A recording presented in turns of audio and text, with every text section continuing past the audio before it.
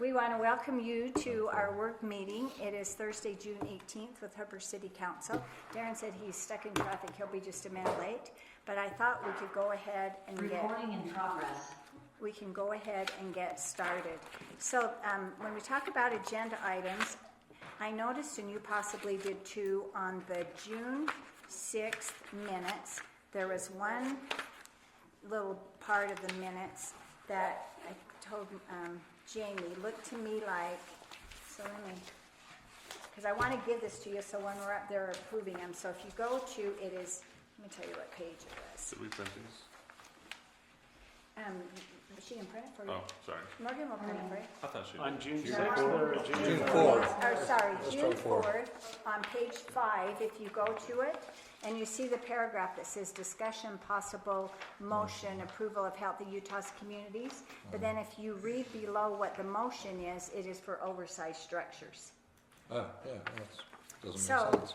yeah, so I asked Jamie about it, so she has printed off this new. So tonight, when we go to approve those minutes, you know, if you can just make the motion with this correction.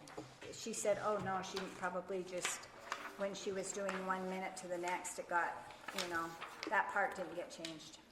So anyway, Is there an extra one? was there not enough? That's all right. You know what? Someone else can have it. You have this because I won't be making the motion anyway. Okay. So whoever makes the motion, and then, because I asked her if she would do that because I thought if not, then you really wouldn't know what the motion was supposed to be rather than what it said on that. Okay, any other questions you have on any agenda items before we get started on our Zoom meeting policy? And I don't know if you want to wait until Darren gets here for that, or we can start a discussion. We can go on to the xeriscaping. What would you? Let's wait till Darren gets here. Okay, so let's go to the xeriscaping opportunities. And we have Doug here with us, and he had actually done this. It was like a PowerPoint that he had sent to Malcolm. So I asked Doug if he wouldn't mind. I was just going to give him a few minutes to kind of explain some of this, and all of you have that copy, and so come up and address the council. And It's very pretty, by the way. Thank you. Thank you. Good evening. Thank you for giving me a few minutes. With the water restrictions. Pull up a chair. Oh, thank you. yeah, just go ahead and have a seat. If you look in the packet, you'll see that some of the biggest things to look at is on this, let's see, which page is it? Anyway, the governor's declared a state of emergency for the state of Utah. And the xeriscape. You might have to slide one chair, so you're in Malcolm. You'll come over here. Go ahead. I'll just come over here. Yeah, just come here. So the xeriscaping program in the last couple of years, last year alone saved 100 million gallons of water in the state of Utah. With Weber Basin and others restricting the amount of water that we have. This is a program that Weber Basin is willing to, part of it is called a rebate, part of it is called an incentive. None of it's a rebate, you don't have to turn in your receipts for it, but Weber Basin will give you up to $2.50 per square foot, and the state will match that up to $2. All that they ask is that you, the city council, put together, accept the ordinance that the state has put out there, and if it's accepted, and once you approve it and go through the public forum and the voting and so forth, and it goes to the state. One of the things that I would recommend before it goes, and Malcolm and I have talked about this a little bit, is to work with Weber Basin. There's a lady there. Layton submitted theirs to the state, and they didn't do it the right way, and so they're back through city council to redo it again. But anyway, you see the numbers there for somebody that wants to convert 5,000 square feet, which is not a lot. 5,000 square feet would be about $22,500 between Weber Basin and the state of Utah. Do you have that woman's name at Weber Basin that? I will get it to Malcolm. Okay, I that'd don't be remember her good. name off the top of my head, but she was the one that answered the phone, but she was very friendly and very helpful. Okay. Say that again, we'll go slower, though. 22,000 So potential. it's $4.50 a square foot. Yeah. Total. Yeah, so right Although now, I'm not entirely sure, and you may know, but the way I read it, you get $2.50 from Weber Basin and $2 to Utah. I'm not sure those are exclusive. They almost come off as it might be inclusive. Have you confirmed that with other cities by chance that it is $4.50 or is it $2.50 total? I haven't confirmed that.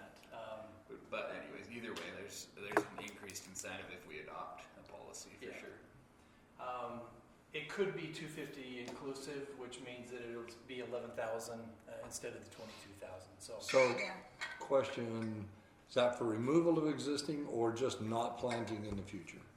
So there's two areas. It's for existing Removal, removal, okay? and that's putting in xeriscaping. So it's putting in drought-tolerant trees, bushes, and things like that. Just not grass, basically, right? Basically not. No, I mean, I'm sure there are some parameters of what you can plant. But Yeah. yeah, just, they don't want grass. And then the other side of the ordinance is it's more for future development. Okay, In the future development, there's three categories.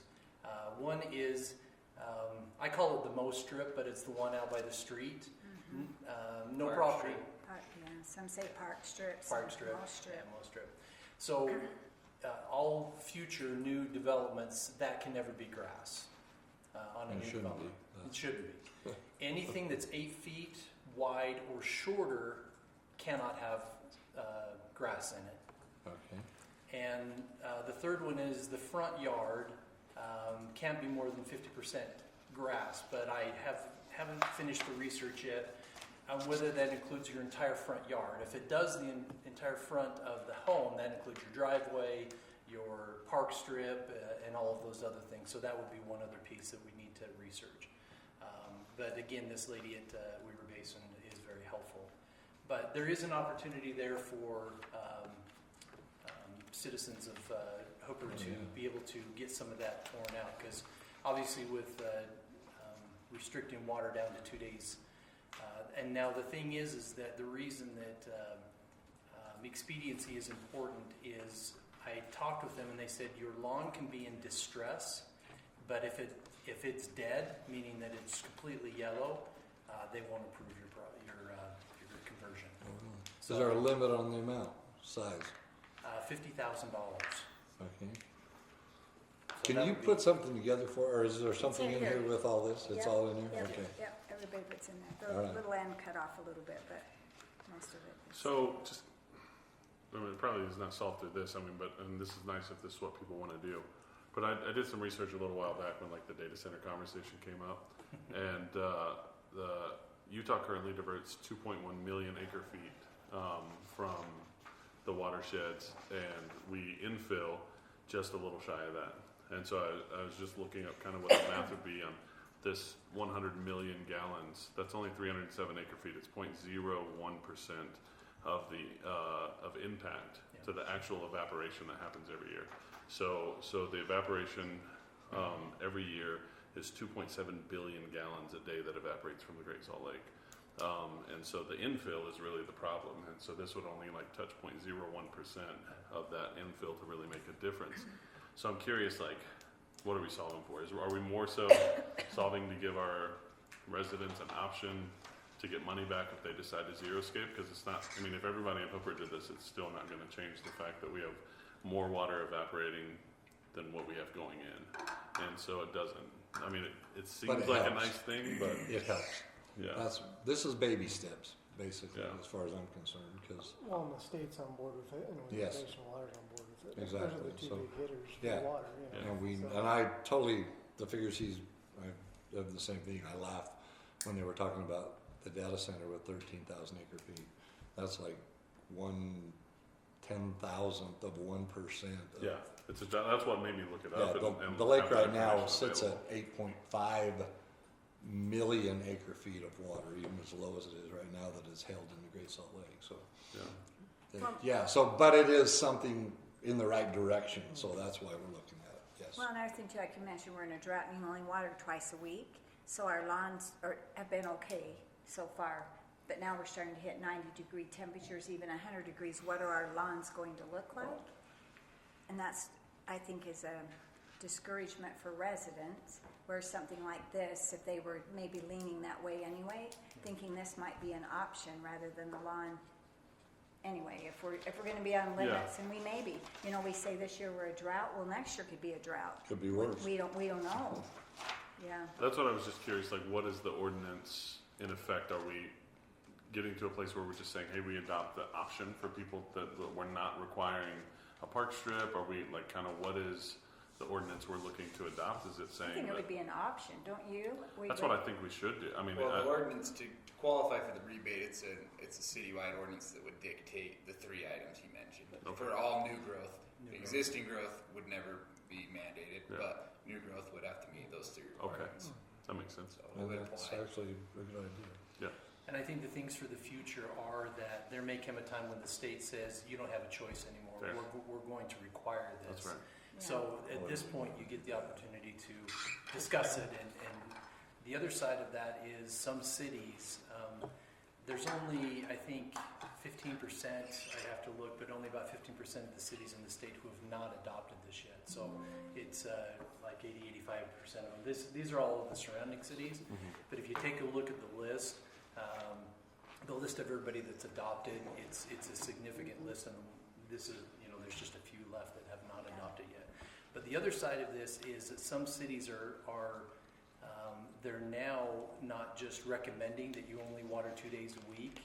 Riverdale City has actually put restrictions in there, and they actually, Parks and Recreation, go around if they see you watering on the days you're not supposed to. They're actually writing tickets, and so Riverdale City has actually gone the next step. So this puts it in place so that you can say, we have this ordinance now, we've adopted this ordinance, and next year or whenever, if the city decides, hey, we've got to mandate that people do not water more than, because I would say a lot of people are still probably watering more than twice a week. If at some point the city decides we're going to require that that nobody can water, then this would be the first step of that. Yeah. But getting back to your point, it's a very minuscule number, but for those people that are saying, I can't keep ahead of the drought, it does give current residents the opportunity, and in all of the cities around, it's not affecting the sale of homes for new construction. It shouldn't. So, Yeah.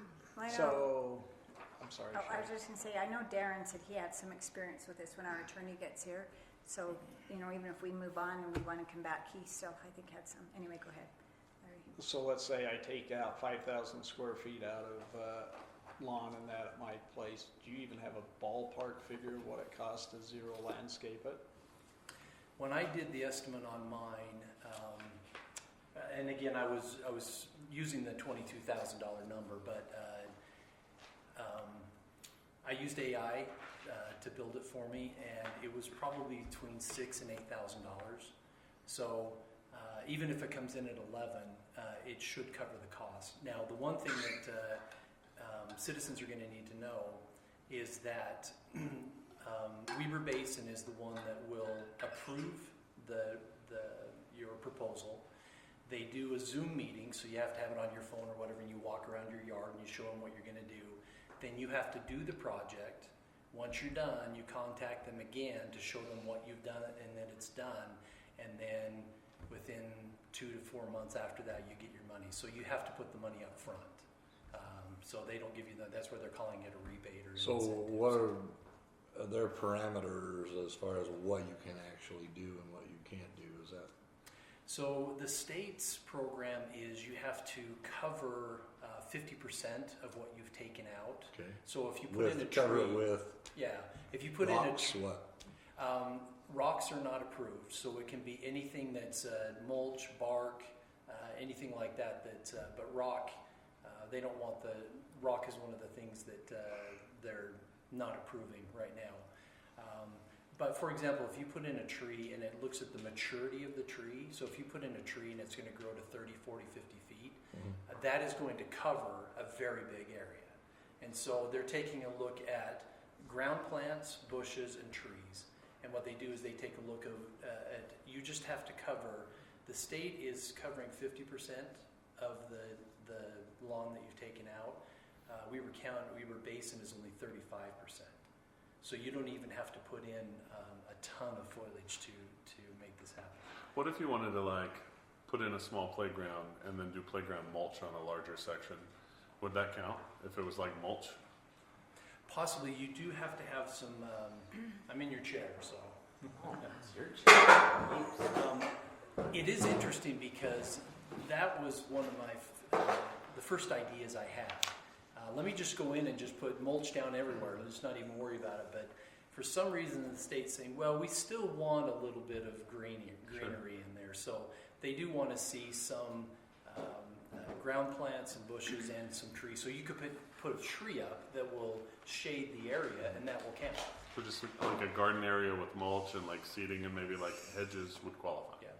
Yeah. So the one thing that I'm seeing as a potential downfall is you put a tree in, you get a great big tree, it's going to evaporate a ton of water out of your area. So it kind of looks to me like we'd be going a little bit backwards by putting, like, I can't imagine how much water would be evaporated by a giant weeping willow or something like that. They would evaporate hundreds of gallons of water. I think there is a list of, I'll have to Approved research this, trees. but I think there's a list of the types of plants, bushes, and trees that are allowed. They have to be drought I'm tolerant. sure there would be Yeah. because, there's a lot of trees that would evaporate as much as your lawn. Are they requiring under the mulch, got to put a ground cloth down underneath the mulch? No. Just get a fake tree and put it in there, right? So that I understand correctly, this would be kind of adopting an ordinance that allows this option. It's not the second part that you mentioned that's also requiring us to adopt an ordinance that's going to like criminalize people watering or whatever, or like, we're not, okay, so you're just saying like Riverdale went a step further. You're not saying that's what Well, this they would maybe be. have their own water. Yeah. in Yeah. this city. So Yeah, they have the their own two system. parts are current citizens have the option, so nobody in the city has to do it if they don't want to, but new construction, when they sign that they're going to purchase a home here, it needs to be part of the packet or whatever that they know that these are the restrictions that they have when they put in their yard. How is, just curiosity, how is that going to affect Hooper? Because we don't control the water out here. It's controlled by the irrigation company, and they're a private corporation. How will that play into, like you're saying, Riverdale's going around issuing tickets, okay, but we're not in a position where we could do that because we don't control the water. It's controlled by a private company. So how will that? That would be something if you would ever want to. I'm not saying that the city could or would ever do anything like that. I'm just saying, in looking at the future, I'm not sure what the state or anybody else is going to do. What Weber Basin's going to do, as far as saying, here's what we're going to allot you or anything else. But it's just looking to the future, saying, here's things that could happen. If we end up in a similar drought next year, the state, the Weber Basin, anybody could come in and say, okay, this is what we're limiting you. You were forcing this ordinance on you or things like that. So right now, the city has the ability to at least discuss it and determine if they even want to consider going down this path. So. But we Did you still have- do, oh, sorry. go ahead. I was just going to go, you finish, and I was going to ask Darren, because you said you had a little experience with this, but Ryan, you go. I was just gonna say, we still do control the ordinance for new construction though, according to the three things. No lawn and parking strips, 50% in front and side yard. So in new construction, the We city can just say, can hey, say, you're going to comply. this is the ordinance, you have to Mhm. comply when you're building a new home under this adoption. And That's so whether we're independent or not of Hooper Irrigation, the city says how those design standards are set up, so. That's actually that's all I really wanted to share. So I was Oh, with okay. Layton. So Layton did not adopt this. And there are some cities that didn't. Well, Layton, I was talking to the lady at Weber Basin, and she said they did send it in, but they didn't do it right, so the state sent it back. Yeah, so then there was a process back and forth. But Yeah. this is completely a kind of a policy decision. But Yeah. it's my understanding, I want to make sure, because I was looking at it, redevelopment as well. The code would have to have a redevelopment aspect to it. Yes. So they would be required to come into compliance with if there's a redevelopment Yes. with 50%. My understanding is yes. So Well, I think this is an interesting concept for us to look at, Definitely. This is a work meeting, so we don't make any decisions. This is just a No, it's discussion. definitely something to look at. Yeah, We're in a Flipping desert, we need to figure, we waste water here like crazy. Like we have All you gotta do is walk up and down a street of a new subdivision and you look at the Moe Strip, whatever we wanna call that. Well, there- And the water running in the gutter just makes you sick. Yeah. Well, that's, It's like- so I do a lot of work in Ogden City, volunteer basically, and it drives me up the wall of the policy in Ogden City, because they want guys to remove the park strips, which are like 3 feet wide, but they don't want them to put gravel back in, they want them to plant trees. Well, if they ain't taking care of the park strip, they ain't gonna take care of a tree, you know, some of this stuff makes no sense, but yeah, there is no way to water something 3 or 4 Yeah. feet wide. Yeah, You're gonna water the Efficiently. sidewalk and you're gonna water the yeah, road. there is, Right. yeah. So yeah, it's something that Okay. needs to be Well, dealt we'll with. look at this. Well, thank you. You're welcome. We appreciate If I this. can help at all, let me know. Yes. Thanks so much. Okay, thank you. Okay, Darren, we had skipped the Zoom meeting policy, so we can talk about it now. Can I ask one more Yes, question? sure. Could you find out for us if it's a combined amount or if it's independent of each other? Yeah. That'd be a good. Which amount are you asking is combined? The 2 and The 250. 2 and 250, is it a total 450 or is it? I think it's 250. I believe it's Total? 250 as well, but Yeah. So what does the state have to do with it then? What's their incentive to offer $2 a square foot? Is it one or the other? It's No. not both. Their incentive. The reason why they're doing this is because they want people to use I think the less water. state's incentive was baked into Weber Basins as Oh, well. so they're giving the $2 Weaver Basins 50 cents. I'm not sure, Maybe. but the way Weber Well, Basins find policy that read- out Yeah, for us. could you Yeah. find that out? Yeah, Yeah. the $1.25 is if we do it right now. Yeah, because we Hooper City haven't doesn't adopted need to the do ordinance. anything, and we Yeah. can get $1.25. But it was confusing because one area said Weber Basin would give you an additional amount, and the state would give you an additional amount. But it sounds like they might be together. So yeah, I'll work it out. Thank you. Appreciate Okay. it. Thank Okay. you. Okay, thank you. Okay, so last time, I think, Ryan, we talked about you'd like we readdress our Zoom meeting policy. We do have a policy, it was actually a resolution that was passed, and we're thinking maybe March of 2020, when it was COVID. So I know we've talked about this before, that there probably are some guidelines that we need to, Darren, do you have something? on Well, I that? just have it. Okay. I didn't think it existed at one point when I Yeah. first got here, and because it's not in the code, which most cities have it just directly in their code, and so I got with Morgan and found it, and it was adopted as a rule. So the state code allows that though. The state code says you can have virtual meetings if you've adopted by ordinance, resolution, or rule. And we adopted it by a rule, which is, I mean, at least it's unique for me. With any restrictions at all? Or? The state code allows you to put certain restrictions on it. The city can. It allows it as long as certain things are met. If there's an anchor location that it addresses whether the person counts as part of the quorum. So if our rule or ordinance or resolution has those things, then it's valid. But we can put restrictions on it, on that process. So the process, if you were wanting to get rid of it, you would have to repeal the rule. So we would have to put it on a different agenda, or if we want to make changes to it even. Just we would put it on another agenda and make changes, repeal. So the rule says, as a measure of the rule, that this rule will be put into a formal ordinance form as soon as possible. That was 6 years ago. Yeah. Is there any, as soon as possible could be indefinite amount of time? So that was on here. That sure, it doesn't invalidate Okay. this, but we can. Yeah. The state code says we could do it as a rule Okay. for sure. I was just curious because as part of the rule, it was like, we'll put it into an ordinance, and we never did. No. Yeah. It Does doesn't need to be. doesn't make any more teeth one way or the other. Ordinance rule doesn't matter. It doesn't. Okay. It's weird, but it doesn't. So before COVID came along in 2019, 20, and we made this rule, the rule was that we ran a meeting with a quorum. That was the basic definition of a quorum. If you had 3 out of the 5 council members here, then you proceeded forth with the meeting. You know, I don't even think we had a Zoom policy prior to that allowed somebody to get on a phone call and constitute a quorum with that member included in that quorum.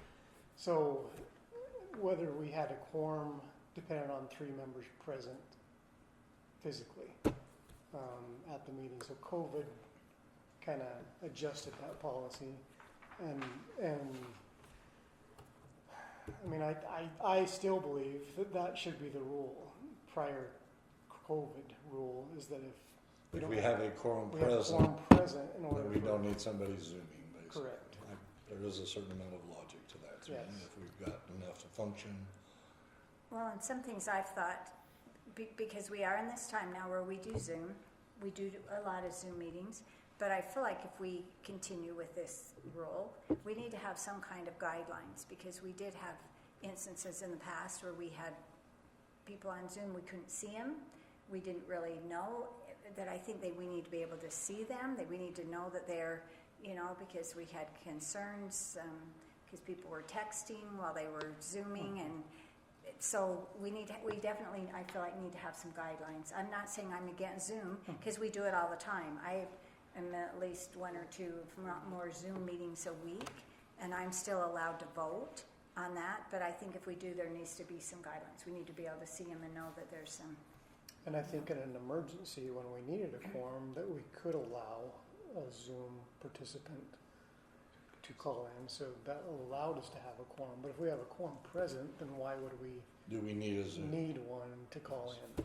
So let me specify just what you're asking for, just so I can internalize it. So you're saying that you just don't want that anyone that's participating through Zoom to be able to vote. So what if there is a quorum? Are you saying that the people that still participate should not vote on things? I don't think even participation. I mean, the definition of a quorum is to have 3 council members present and to do business as the city. I mean, that's the way it's always been. And so Zoom has kind of muddied that a little bit. And it was brought on by COVID, Mhm. basically. But And we don't COVID have COVID anymore. doesn't so- exist anymore. And so are we still going to go forward with a pre-COVID or post-COVID? Well, we live post-COVID. I have an opinion because I'm the only one on this council that attends by Zoom up to this point. And so I wrote down my thoughts. So I want to read them.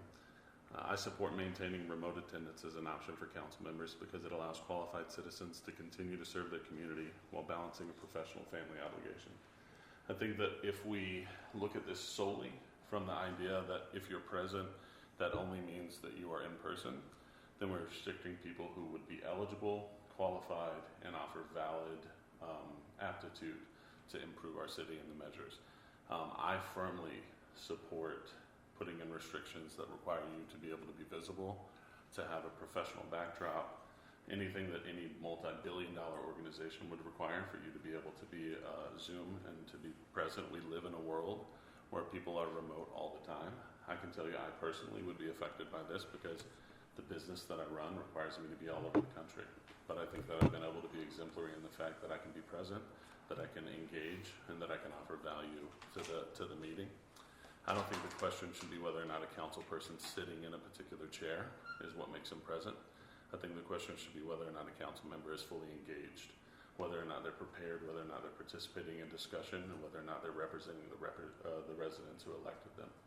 I think that if it were enacted, for me personally, that you're only a quorum if you're present, or you're only allowed to be involved if you're present, it would single out a section of residents who voted for me to be available to the city. So I would be derelict in my duties. I wouldn't be able to show up for the people who voted for me to be there. And so we would restrict the people who could run or even participate in office to people who could show up and be here. So that means we're going to single out people who aren't retired, who aren't independently wealthy, or whose jobs aren't 9 to 5 that allow them to show up to these type of meetings on a Thursday night. And I think that we make it less about a person who's in the position and make it more about the fact that we want our residents to get involved in local, city, officiating. I think that we should have the option for people of all backgrounds, of all type of, work-life balance to be able to participate. I think technology today allows elected officials to participate effectively because you can have high-quality video. I have a $2,000 MacBook. I have studio quality microphones. I have lighting that allows me to participate. So I do agree that if we had council members who are falling asleep, not positioning the camera in a way that is showing their face.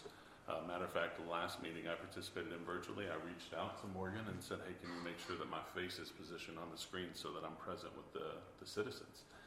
Because I think that also my visibility to the citizens that I represent is important. I would support reasonable standards for how those things need to occur, but I don't think that I've been any less present. I don't think that I've shown that being on Zoom is a detriment to our conversation, to our ability to engage. It does take some getting used to, and I don't think that it should be like the exception to the rule. I think that it should be just, this is part of the world we live in today, and I'm thinking governance moving forward.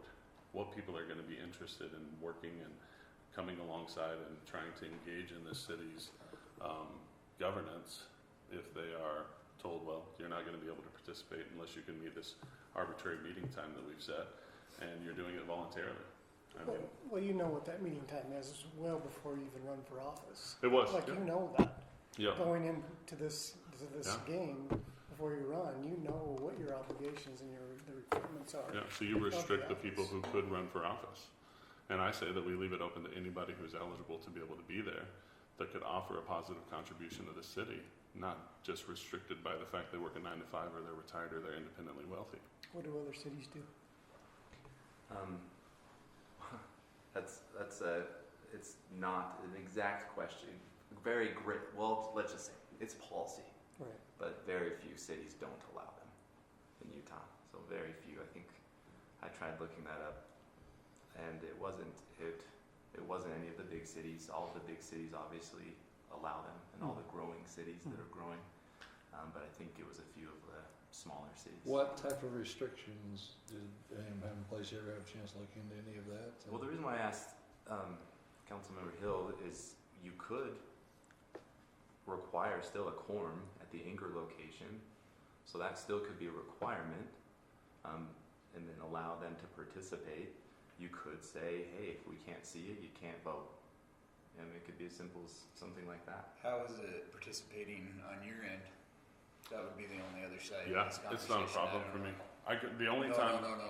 How are our capabilities? Oh yeah, yeah. On my end, right, is what you're saying. Yeah. Yeah, no, I think that the only restriction or the only thing that's ever an impact to me is like when Darren speaks, if he doesn't have a microphone or somebody over here speaks, I can't hear them, so I don't get that information. But outside of that, I can hear And you. he's texted me Yeah, to tell me. they're telling me he hasn't turned on his You mic, can't but hear me. So But- we need to get another mic for Darren? well, just that's the only every as long as the council members turn on their mic, it's the same as if any of our residents attend via YouTube and like hear it through the video. We're only restricted by that, so that's been the only inhibition I've had to be able to be fully engaged. Is if on the side here, whoever speaks over here doesn't use a mic, then I can't hear it. But any of the council decisions, any of the discussion that's happened, any of that stuff has been something I feel like it's not been a problem. And then obviously, you know, if I go to vote and I'm a second too late or whatever, go to make a motion, but that hasn't been an issue, I think, as a whole. And that's my kind of complaint about the whole thing is we have this loud speaker, and we're having a discussion in here, and all of a sudden we have this loud speaker go, oh, by the way, and it's like, oh, wait, stop this conversation here, and now we got to listen to this one in the sky. You know, because our technology is not as good as maybe other places, I don't know. But anyway, it seems intrusive a little bit. One of the things that the rule actually says is that if getting the technology to a place that makes it more acceptable is a cost to the city, that the person who needs to participate via electronic meeting can pay for it out of their own pocket. That's something I'd be willing to do. If it caused a cost to the city, it's something I wouldn't put on the taxpayers. If we needed to retrofit this place in a different way or something like that, I'd be willing to pay to make sure that was something. That's how much I care about being involved in this and continuing. And it is already written in the rule that was approved by both of y'all. Approved this rule, and it was written into there. It also calls out that a quorum's not required at the present Anchor location, but I would be fine with saying that a quorum would have to be here, so that it's not requiring 5 5 people to show up on Zoom or whatever. I mean, I'm okay with those type of I'm not saying I modifications. recommend any of these things. Yeah. I'm just saying these are things that you could do, but this would ultimately all be your decision on what you wanted to do there. The current rule also says that I have to make sure that the mayor or the presiding officer is made aware 24 hours in advance for that to happen. And I think I've let the mayor know a week or 2 in advance that, hey, I've got this business thing coming up and I won't be in attendance at that meeting unless I can attend via Zoom. So I'm good with all the restrictions that need to be put on that says I'm given advance notice, that we're able to notice the public, if I need to pay to help update our capabilities, like any of those things, if you want to set expectations, because the way I'm looking at it is not just for me, but in the future. I want to encourage people to participate in local governance, and I don't want them restricted by something that's like you're working and you're trying to provide for your family at the same time you're attempting to volunteer to give your time, talents, and abilities to the city. So is this something then you would like, because again, this is just a discussion, we can't make any decisions. Is this something you would like to have on an agenda to talk about then, what we want to do, have a vote? How are you? If we're gonna keep it, we need to modify the rules or the restrictions, the policy of it, I think for sure. If you want to just tell me things that you want to change, I could Okay. bring Yeah. it to the next meeting, put it Okay. on an agenda maybe a month out or a couple Yeah. weeks out, I- and I could just bring it. I One think- one thing I know that I've heard complaints from in the past is they weren't sequestered. So I think they need to be like he has been sequestered. We've had people on Zoom before that were on their phone and stuff like that. Yeah. Basically, Yeah, I don't During the meeting. participate in a public setting. I always go to a private location. I make think sure that nobody needs can to be see or hear. mandatory that they are not playing with their phone while they're doing it too. So Yeah. you need to be able to see them. I would agree to all those things. Well, that just makes Yeah. sense. I even told the mayor that I would agree to show in the room if people wanted to know what space I was in. Like I've made it a point. I even designed my own Hooper City background just to make it a point to make sure it was professional in my appearance. And you're right, I did run for office in a different employment setting, knowing that I would need to be here, and the fact that I was able to continue to participate in local municipality, even though my job changed, has been very, very beneficial. But I also think that it's been mutually beneficial, my participation to the city. And so I don't think that I've shown any way that it's been a detriment. And I think it could be there if somebody didn't take the same measure of care in making sure that it was important to show up like they should. So I'm okay with the restrictions or whatever we want to adopt to it. But just letting you know personally, there's no way I could financially say I'm not going to take a work contract because I have to go to a city council meeting. So I would find myself in personal opinion in dereliction of my duties to the citizens who have voted for me if I couldn't at least participate in Zoom. And so if it was something that we adopted that we said we don't want to do this, I would have to reevaluate my ability to participate in this government.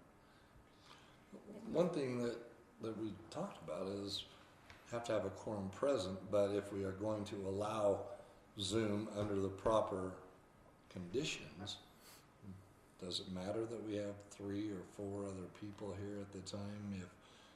If the third party is doing it properly, it basically is the same as if they're sitting here, it looks to me like, but I don't No, know and what I people's remember one thoughts are. specific occasion when we were actually verifying the election results, and they had to be done by a certain date, and we didn't have a quorum, so we ended up even having to call somebody. So I think That there are. wasn't even a Zoom, that was just a phone That call. was just a phone call because we were mandated by the county and the state that specific time we had to have that done. So there are some occasions where we might We wanna not shoot have a ourselves in the quorum. foot here. And we'll need to be Zoom accessible Yes, we And- will. in July to all the participants, to anyone that wants to participate.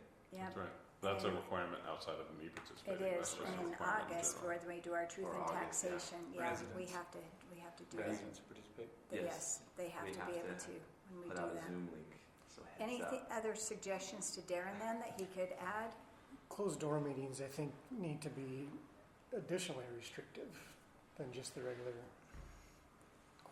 council meeting, in my mind. Like, how do you know there's not somebody else there with you, or I agree with that. You don't have a phone Mhm. recording it. I mean, there's so Yeah. many different Yeah. things. I agree Yeah. with that fully. I think a closed door meeting should be absolutely not unless Closed door. emergency situation. Closed door is closed door. Unless, For yeah, all unless, meetings. yeah, unless we're on fire. Yeah, I don't disagree with the ability to show. Closed door does have the extra restriction though. You have to have a certain amount of the members here to vote towards a closed meeting. So that just might impact, just something to think about, that Yeah. could impact your ability to go into a closed. So we'd have to have a quorum here to go into a closed door, basically. Correct. Okay. Yeah. So, we don't have closed doors that are 911s very often that we have to deal with immediately, do we? I don't think so. Well, It's I know something we had that a closed door meeting recently, and I was going to take it by phone, and the mayor said she knew I was traveling with my wife, and she said that she didn't think that was the Yeah. fidelity I of the told him meeting. he couldn't You- because his yeah. wife was in the car. Right. And even though I wouldn't have been on speaker, but I don't mind maintaining the fidelity of that. Like, to me, I wasn't like bothered by that in any way, and I understand that That fully. makes total sense. Yeah. Yeah. So, are we saying that we would want, just for closed door meetings, not allow anyone remote, or, I think so. okay. Well, yeah, but the other side of that is, Dave, can we use you? Yeah, use me. I trust David that if he tells me that he's going to be a closed door meeting, that he's going to, and it's no different than the rest of us walking out of here and calling their friend and say what happened. You know, if he tells me that his wife's there, he can't do it, great. But if he's by himself, I think that option could be still available. How do you know that? Like I trust David too, but 4 years from now, it could be somebody that's not David. Yeah. Yeah, I What agree. is our closed door policy? Maybe that's something we need to look at. I don't know what the language of our closed How door does the policy state even address that? says. How does is there a way that the state addresses a closed door meeting virtually? I'm trying to think through it because there's just so many agencies that meet remotely Yeah. altogether. Yeah. So they wouldn't have the option of doing a closed door ever Sure. Yeah. if that was put into Yeah. place. But Could like, we can still have those restrictions. Yeah, sure. So The question is, do we need to? yeah. Kind of. Could we, well, but then that puts us in a predicament. Can we just say, at the time of the closed door meeting, we decide as a quorum, do we allow it or not? So my big question on this, and I'm pointing at you because you've raised the question, but why make the change? What has happened in any recent history that makes it necessary for us to even change it today? I don't think there's anything happened. Nothing I'm going to happened, speak yeah. for We've Ryan a little talked bit. about this for I a long think time. We have. This has been on, His take It's been from a what year I have for a talked to while. him Yeah. was that we didn't used to do it this way, but we did it to accommodate COVID. Do we still need it because we don't have COVID? right, Because Well- this would not have been policy 8 years ago. 7 years Yeah, ago. yeah. yeah. And I do want to say, I mean, you can talk about the law on this, Darren, but the way the rule was adopted was not as a COVID, like it didn't have a retire date, it didn't have, or like it didn't have an expiration date on the rule. It didn't say just during terms of COVID emergency situation. That did prompt the rule, but the Yes. rule wasn't written in a way that was only COVID specific. The And rule so- wouldn't have been written without COVID. Maybe not at the It time, wouldn't but maybe exist. not in the future, because I mean, the world did change It did. in a Well, way that's kind of Ryan's that take is we that might have if found. it wasn't for I'm COVID. trying to remember, didn't the state require it The It state did. required. It did. That's why we had to adopt it, Yeah. because it was Yeah. a state from requirement. just right during COVID, and then, Yeah. then the state changed their code. Yeah. And got it up to Hmm. where it is now. Right. And Yep. it is used all the time. I was in a meeting today with Wasatch Front Regional Council, and there was probably 15 of us around the table and probably that many online. And Yeah. they were still allowed to vote. I was at the WACOG meeting and the same thing. Yeah. I did, as Mayor Pro Tem, I attended the WACOG meeting and the whole thing, like half the people there were virtual. And it's, I mean, it's, I recognize we're not, I understand we're unique and I stand by the fact that we're unique. And so I realize the residents have an expectation. And if I'm being honest with you, I didn't intend to even have to be able to be remote when I first ran for office. But I am grateful that the option existed because it allowed me to continue to stay involved. well, we can put this on the agenda, or did you say? I just want to go around. Is there anything else that you want considered on that from anybody? I think if we're maintaining it, we should standardize it. I think that it shouldn't be that you should be visible. It should be a professional setting and background. You should be free from distraction. I think that there should be some language to that point that explicitly requires anyone who's going to be present in that they're not just using their cell phone and driving unsafe and getting in a car wreck or something. You know, companies have adopted policies like that. I don't know if other cities have, so maybe we'd look and see if cities have put some restriction on it. No driving. I would be in opposition to removing it entirely because, and I recognize I'm biased because I use it, but I also have an inclination to think that it would restrict certain people from ever participating in government future. So how does like WFRC and WACOG handle like remote participation? Is anybody just freely No. able to speak? No, so they, Not well, really? Or so they I can't remember what the name raise of, their hand or something? yes, but the name of it was, but I had to, they say, I have to accept that I'm going to be a participant. So they send out something to me, and if I haven't accepted to be a participant, I'm not allowed to vote. But then, like, we had a lady today, and then she, you know, had the hand raised, and then the chairman said, oh, we have so-and-so from Harriman, and, you know. See, I would be okay with that. That's the way they Yeah. do it. So Like, when you I could was at the say, WCOG meeting, I have a they raised their hand. comment. Yeah. So we're not trying to just talk over what's That's right. going on right here. So the way Yeah. they do it is they have somebody who's monitoring the video, Yeah. who's administering. So it'd be like Morgan or someone, and they watch, and like I can raise hand function, Right. and it shows up, and then I wait for like Morgan to call and say, Councilmember Craig, and acknowledge this. And that'd be perfectly I fine. would prefer to do that too. We just haven't trained on that, so I'm Yeah, happy but we're that gonna we have can work to. together. So we're gonna have to be ready for August, so, That's right.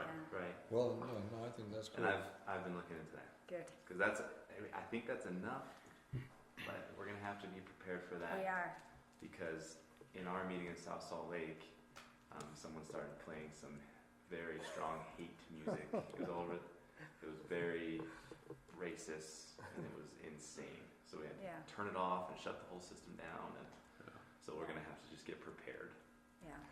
yeah. How do you prepare for that? We're just gonna Make have sure you're at the we're have to meeting. do restrictions, Yes. certain restrictions. Yep. Mhm. Yeah, and you have the So I can ability. play I the can music show. I mean, remotely. I ran L&D departments forever, so if you need help on Zoom, I'm sure you all know it well. But I mean, you have the ability as a moderator You were to making an mute assumption. everyone. You're making an Well, assumption you that allow is invalid. people Yeah, Just- or into you the allow meeting, them so to. you can see Yep. a name and a Yep. face. You validate residents, Exactly. all That's that right. stuff. Yeah. Yep, you validate all that stuff, and then you default everyone to muted until they raise their hand, and then you pull them off Yep. mute. Yep. And all those functions exist in Zoom. And I don't know if we have like the paid version. I don't know what we do with Zoom, but yeah, But don't assume that I know what I'm doing We don't Zoom. know. because that's I right. don't, Yeah. Okay, anything else? because I have no Darren, clue. that you want? I'll get working on this. Can I Okay. ask Morgan and Malcolm how? I understand that like when I was on, you said that it was kind of hard to be able to put my screen up and Malcolm's screen.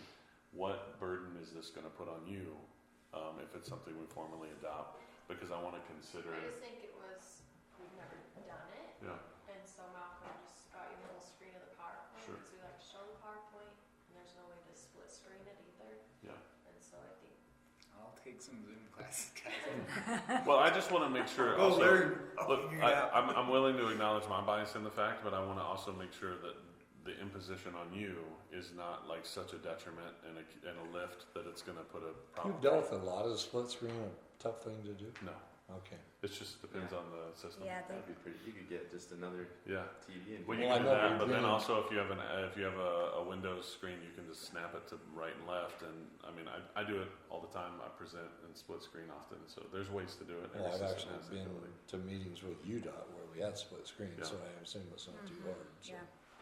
Okay, we'll figure What? it out. Do any Yeah. of y'all have anything that Dale, you didn't say nothing? You got any thoughts on it? No, I think just following along with the discussion.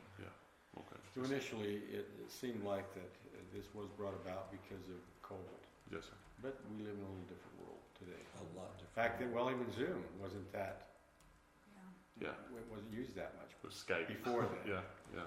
Mhm. So, Okay. Okay. Okay, I just have one thing. I mean, Skip the trolleys will come back, because I have a thing, but I just wanted to tell you real quick, because if not, we're gonna run out of time, I'm afraid.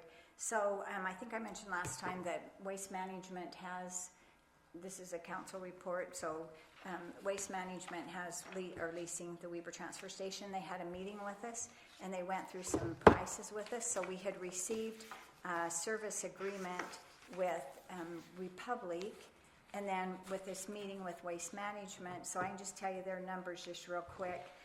So if we stay with Waste Management, they said nothing would really change with us. So they're doing it a little bit differently. They're going to have it be a cost per ton, which we pay now, and then gas will be on top of that, which is the same way with Republic, but then I'll explain a little bit. So their cost per ton is always going to be $35.50 per ton. Republic's cost for theirs is going to be $49 per ton. Then Waste Management adds gas on top of theirs, which is, ends up being a global disposal energy surcharge and then another gas. So by the time theirs was done, it came to $50.46. They said they want to do it this way, so the base price will always be $35.50. If gas goes down, our price per ton will be down. The price for Republic was $51.26. And because we already have Waste Management, there really isn't anything that we would have to change differently because we already have Waste Management. One thing they did mention is that they are going to give some kind of a break to Hooper residents because we do have a contract with them if we go to the dump. But they haven't determined yet if that'll be some kind of a dump card. It'll just be by our driver's license or what it'll be to prove that Hooper residency. Yeah, but right now there's nothing to vote on or anything. I just wanted to give you that because that was just a recent meeting that I had where they kind of went through and explained with that. So the price is gonna be still pretty much what it's been. Yeah. Yeah. I mean, we were paying, the $50 and then it, and like I say, the one's $51.26, one's $50.46. There's a difference of 70 cents difference. So the it's not a transfer big station's difference. being leased to Waste Management. Waste Management. By Weber County Weber, for, is it a 5-year term or they didn't really. 1 year? No, I think it was longer than that. I'm thinking it maybe even might have been a 10, but I'm not positive on But that. it basically built it out, like they were talking about closing it. Oh, yeah. Yes. If this hadn't Yes. happened, it would close. I know, and we went on a tour Yeah. at the Weber County into the Ogden Transfer. The Ogden Transfer is really nice. I just didn't know that they really had the capacity. It made me a little nervous to handle traffic. Was my Like, main yeah. thing was 1,000 cars a day is what they told us on Saturdays, on the weekends. And on that Midland Drive, There when they is told us that no too, I way. was like, what? Just imagine people heading one direction, but the folks turning left into oncoming There's traffic. no way. That road Even is their not yard structured for wasn't that. big enough to accommodate that. Sure. Well, we have options, and that was one good thing that Waste Management said, is now we have options, and Yeah. we always wanted to make sure that we did. Okay, does anybody else have a city council report? I was just gonna mention, if ever there's a time that you can't go, let one of us know. I've had 2 WACOG meetings I couldn't go to, so I had David go. But if ever you have a meeting that it doesn't work, because I will always reach out to someone if I can't. So if you have a meeting one night and you can't, then just let us know. The only update that I had is from the emergency meeting. So Dave Harris is here, but they'll be presenting to us on another factor tonight. But did want to say we are moving towards being able to get. He's got some bids for us to be able to get a garage for that trailer, and then additionally. They are going to request the funds for them to buy the radios. It's not that they don't want us to buy the radios for them, but they do have, as he put it, a ham radio nerd who knows what he's doing, and so he's going to kind of be the subject matter expert in getting the right radios so that in the case of an emergency, we have the contact and outreach. So it's all still within the budget that we discussed before and all that stuff, but we're moving forward with that. They have set up to be part of Hooper Tomato Days and be in the parade. We're going to be able to see the trailers and get to interact with all of that and that process. So I think our residents will like to kind of see what we're doing with that. And then they're going to talk to us a little bit more tonight about the Weber County Emergency Management Homeland Security stuff. So one little emergency thing that came up today, it just goes all along with the report, is I was down in this meeting in Salt Lake and Jared called and I couldn't send him a text.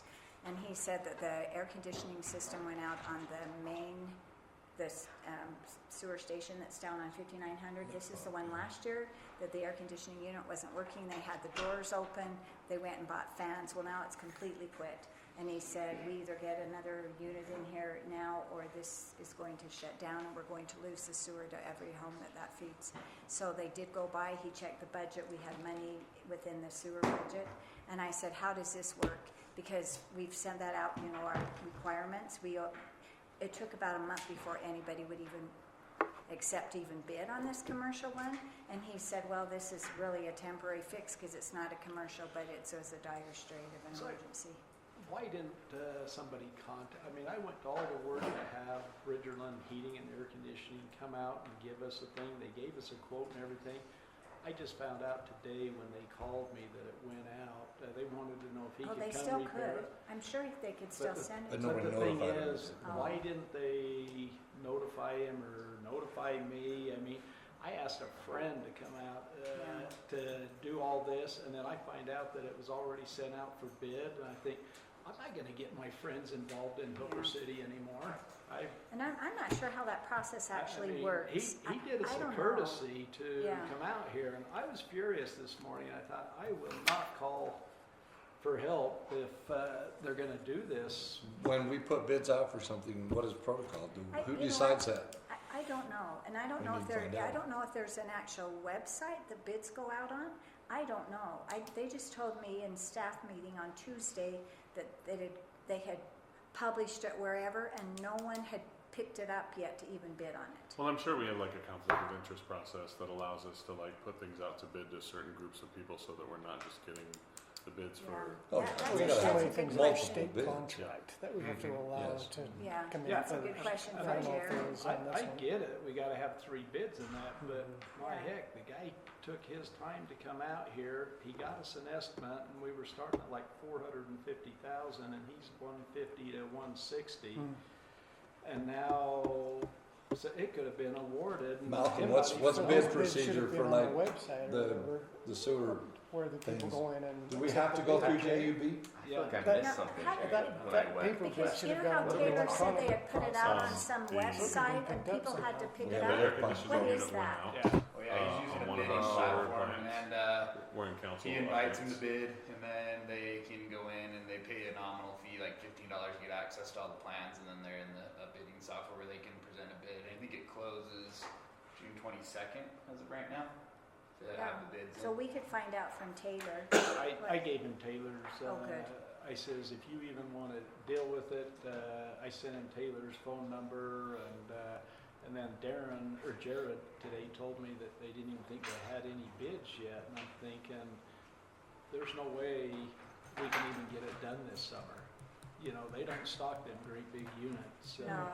Jared, when he called and said this went out and we're in a state of emergency, said we've had a couple people now that have even picked it up that want to bid on it. And like because I said, well, do they always have to pay to get the plans? I'm not that familiar. And they said, yes, it's like a $15 or $20 fee that they pay. So the AC went out on the sewer plant and if on the lift station, and if we don't get it cooled, then it's going to shut down sewer to all these residents, would be a health hazard, Yeah. an emergency. This is the one just south of the four-way stop. Yeah, on 59. Yeah. Mhm. That would be the whole zone. So it's been The whole zone. It's yeah. been a year and 1 day since Imagine it that. started having problems last year. And They like I update said, their stuff, they'd they opened help up us all with the doors emergency. and got big fans from Walmart, but they couldn't even do that. Yeah. What is the price for it? $7,500. 7,000? Just for the temporary fix. Okay. Yeah. The That would- commercial fix is 150. Yeah, that's what I'm asking. So we're talking about the 150 fix. Yeah. Yeah, we're Yes, talking. And the yeah. initial, The other estimates were 450. Okay. Yeah. Okay, we don't have time to talk about trolleys. So let me just tell you real quick, we said about doing this little tour that we could get golf. So instead, I went and I did a little visual and I took pictures of all the houses that we were going to show you, anyway, but we don't have time. So we will do this next time because I thought that might have been easier. I went down the road and just took pictures, and they're by Hooper Landings, and then it gets over where Eli is, and then the cemetery, because they're not all the same. That's what I was trying to explain. That but they look great. I mean, Some. you can see some look great. Yeah, you can see the comparison of ones that do, and then ones that don't. Then it makes a difference. Anyway, but like I said, we're man, out you're of time. worse than my kids with the TV remote. Can't even follow you. He's got to go fast. It's I know sad. we have. Well, we Okay. got one more. Well, thank you. Anyway, we'll put that on our work meeting for next, which one thing too, I forgot to say, next meeting, we won't have a meeting because the office is closed. It's July 2nd. So, So we aren't having the next meeting? Not on July 2nd, it'll be on July 16th, because I don't know why no one wants to come and work when they're off. I don't know, ask Morgan. I know, they said that Why do you want to come to work when you're off? they don't.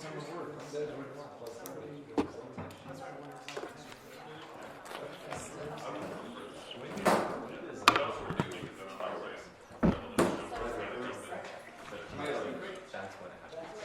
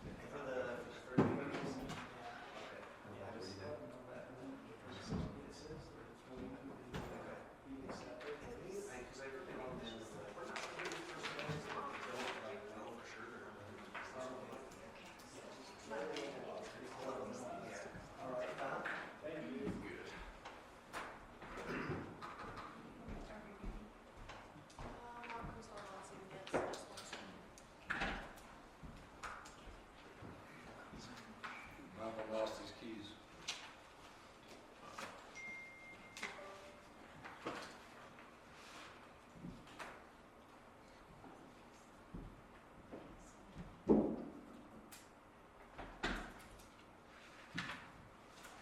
Look at that bucket.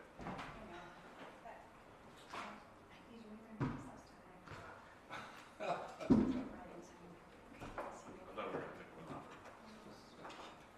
Recording in progress. We would like to welcome you to the Hooper City Council meeting. It is Thursday, June 18th, 2026.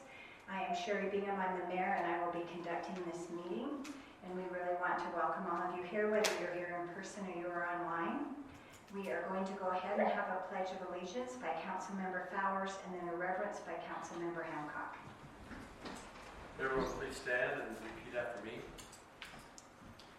I pledge allegiance to the flag of the United States of America and to the republic for which it stands, one nation, under God, indivisible, with liberty and justice for all.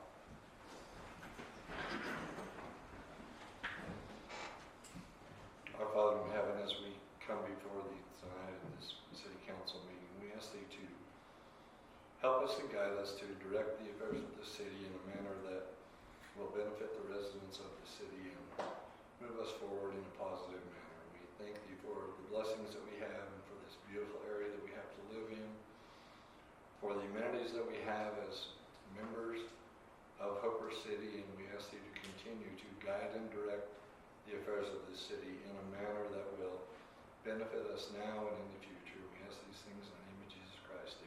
Amen. Thank you, both of you. Okay, just a couple of announcements. This week we mailed out a postcard that all of our residents should have received that tell our upcoming utility increases that will begin on July 1st. So hopefully everyone has that, and if you have any questions, please reach out to us and we'll be happy to explain any of that. Also on the table back there is the proposed property tax impact schedule that we're going to be doing a truth in taxation that will be upcoming in August, and so if you haven't picked up one of those, make sure that you do. One thing too I announced last time, but I forgot to bring a bucket, so this time I did. So Weaver Fire District has given us these buckets there for free. I set some out in the lobby when you come in. And if we need more, we can get more. So take what you need, and they're to put your fireworks in to let them cool down before you put them in your garbage can. Because they find that's one of the real problems with fires is people are doing fireworks and then they put them in their garbage can, and there might be some other combustible items in their garbage can, and then it starts a fire. Okay, so first on our agenda, we will have public comment. If anybody has a public comment, if you will come up to the microphone, state your name, and you have 3 minutes to make that comment. Okay, seeing no public comments, then we are going to move on to the approval of the minutes. The first approval is for minutes dated May 21st, 2026. Has everyone had a chance to review those minutes? And if so, do you have any corrections to those minutes?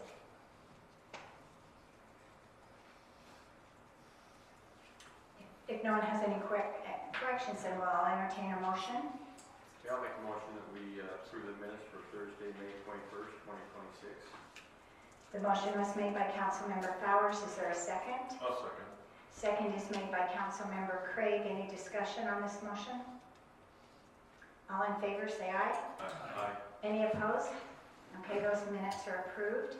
Okay, the next set of minutes that are dated June 4th, 2026, there was one section in the minutes, and council, I passed you out in work meeting. If you go to page 5, and it talks about the discussion, possible motion, approval of Healthy Utah Community Designation.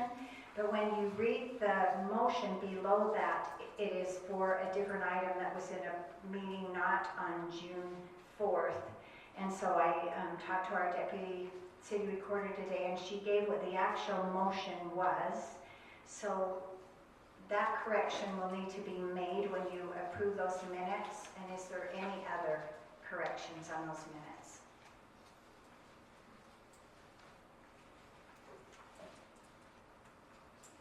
Seeing if there aren't any, then if someone will make the motion, and if you would please read out loud then that paper that I passed you, so for everyone will have what the correction is in the minutes.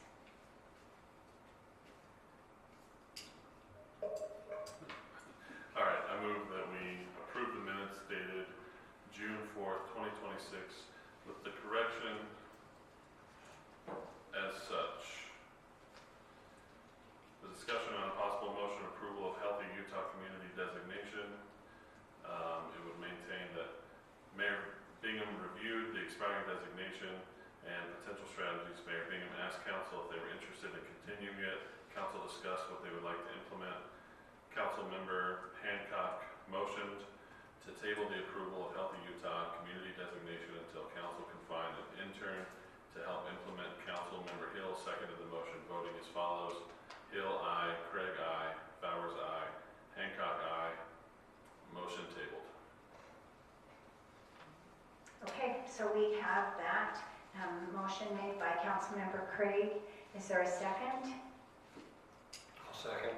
Second is made by Councilmember Hancock. Any discussion on the motion? All in favor say aye. Aye. Any opposed? Okay, those minutes are approved. Okay, so the next thing we have is we are very happy to have Lisa Swartz-Gosselin with us tonight, but we're going to turn some time over to her because this has to do with our Weaver County Emergency Management Program. And thank you for coming. You're welcome. I noticed that you have me on there to talk about the National Flood Insurance Program. Okay, I wasn't aware of that. Maybe I missed that in the conversation. Thinking about that, we weren't expecting you to talk about that. That is just something good. that I'm passing out to them for them to look at. Okay. You know, I can tell you an overview of it, but I'm certainly not an expert. And I know that our National Flood Insurance Program, our flood, the person that is over that is the county engineer, and that is, mine just went blank. Yeah, we're not planning on Okay. addressing that. Just Okay, then we'll go on. That's great. And I won't give you an overview. But it is a good thing to look for, to have your residents look at because of the nature of where you sit. So, in the county. So, anyway, let's talk about the Emergency Management Act. This was effective on May 1st, 2024. And this act required that every county shall create an emergency management. We'll go first to the first one. The designation and duties of emergency managers, that each one of the cities, municipalities, whether they're a township, a city or a county or a state, they have to designate an emergency manager. And I know that this was difficult for a lot of the small towns and cities because, you know, there's finite amount of city employees, and it just makes it tough to, it's other hats, everybody's wearing a different hat, you know, depending on their assignments.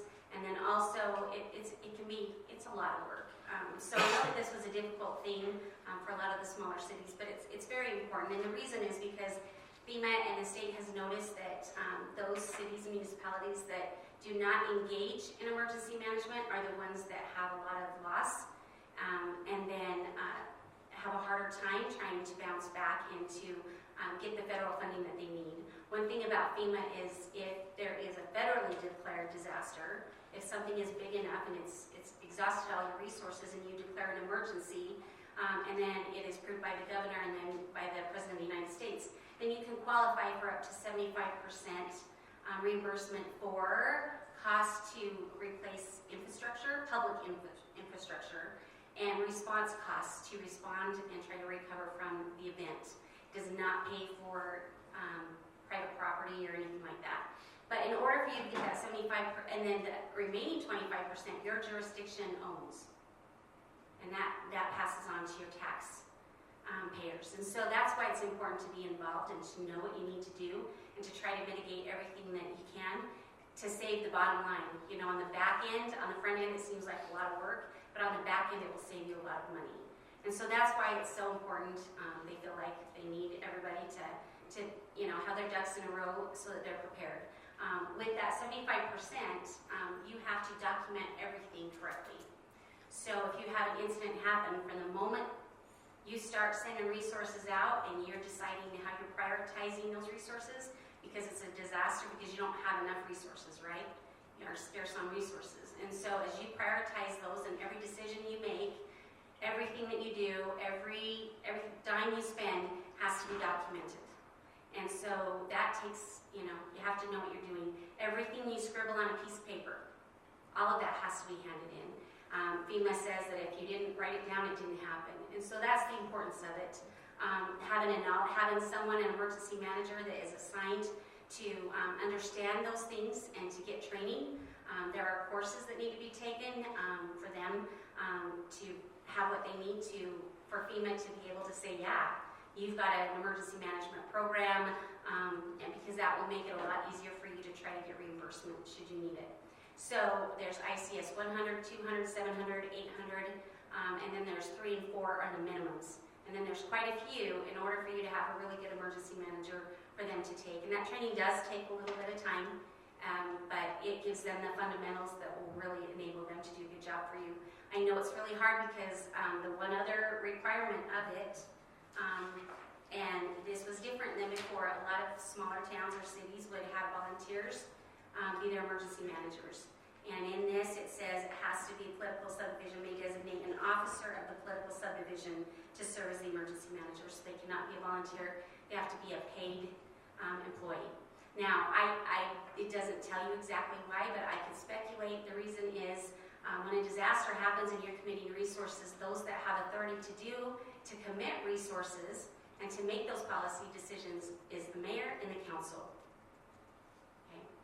So if you have an emergency manager that is not familiar with how you do things, if you had a volunteer and they don't really know the city functions or they're not as familiar and they're committing resources and making decisions, probably the issue that has been run into is they may have made decisions that you on the fly, that maybe you would not have sanctioned or you would not have allowed.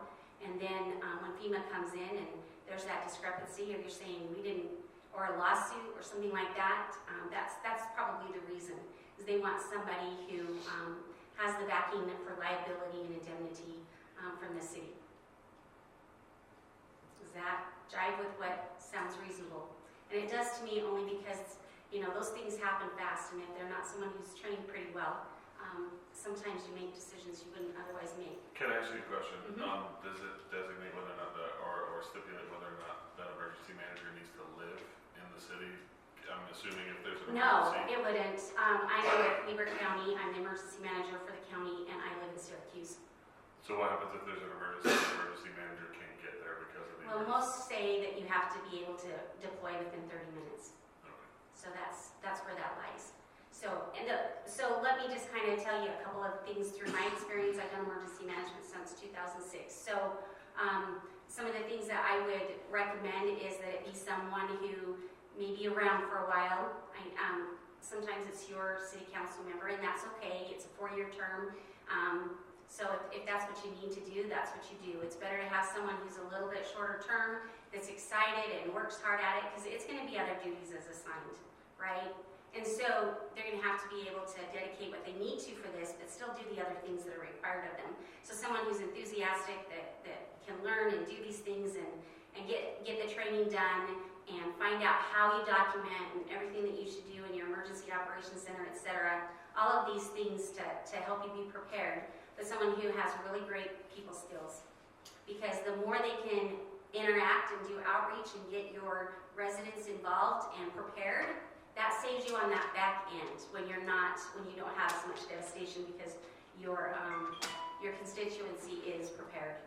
Do you have any estimate on a time frame that something like this might take somebody? To get done?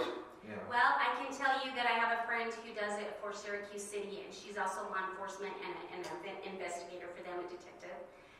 And she said she spends, I think she said, at least one day of the week doing it. And so, that's a minimum, and she'd love to do more, but, that's the best they can do right now. And so I would say that, especially in the beginning with the training, that would be something that you would want to look for is maybe 4 days through, 4 days of the month of them trying to do this. And then, you can kind of gauge it and see how it goes. Some of the training can happen pretty quick. 1, 2, 7, and 8 are online. It does take about 3.5 hours to go through each course. But it is something that can be done online. The others have to be in class, and to take both of them is usually 1 day. And then the others can take 1 to 2 days. They're not online, that are more of the fundamentals of emergency management. And there's the APS, it's the Advanced Professional Series, and then the PDS, which is all online. That one takes a while because there's 7 courses, I believe, and they take quite a while. And that's a professional development series. So those really give them a really strong fundamental.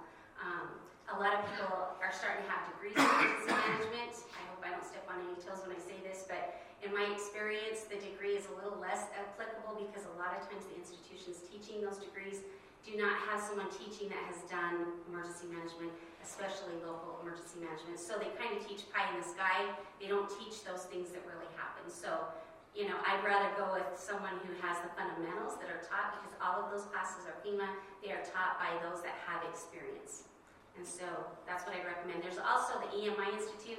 They when their FEMA's not closed down, they have some courses that they can go and spend a week there and learn a lot of those things and then move on.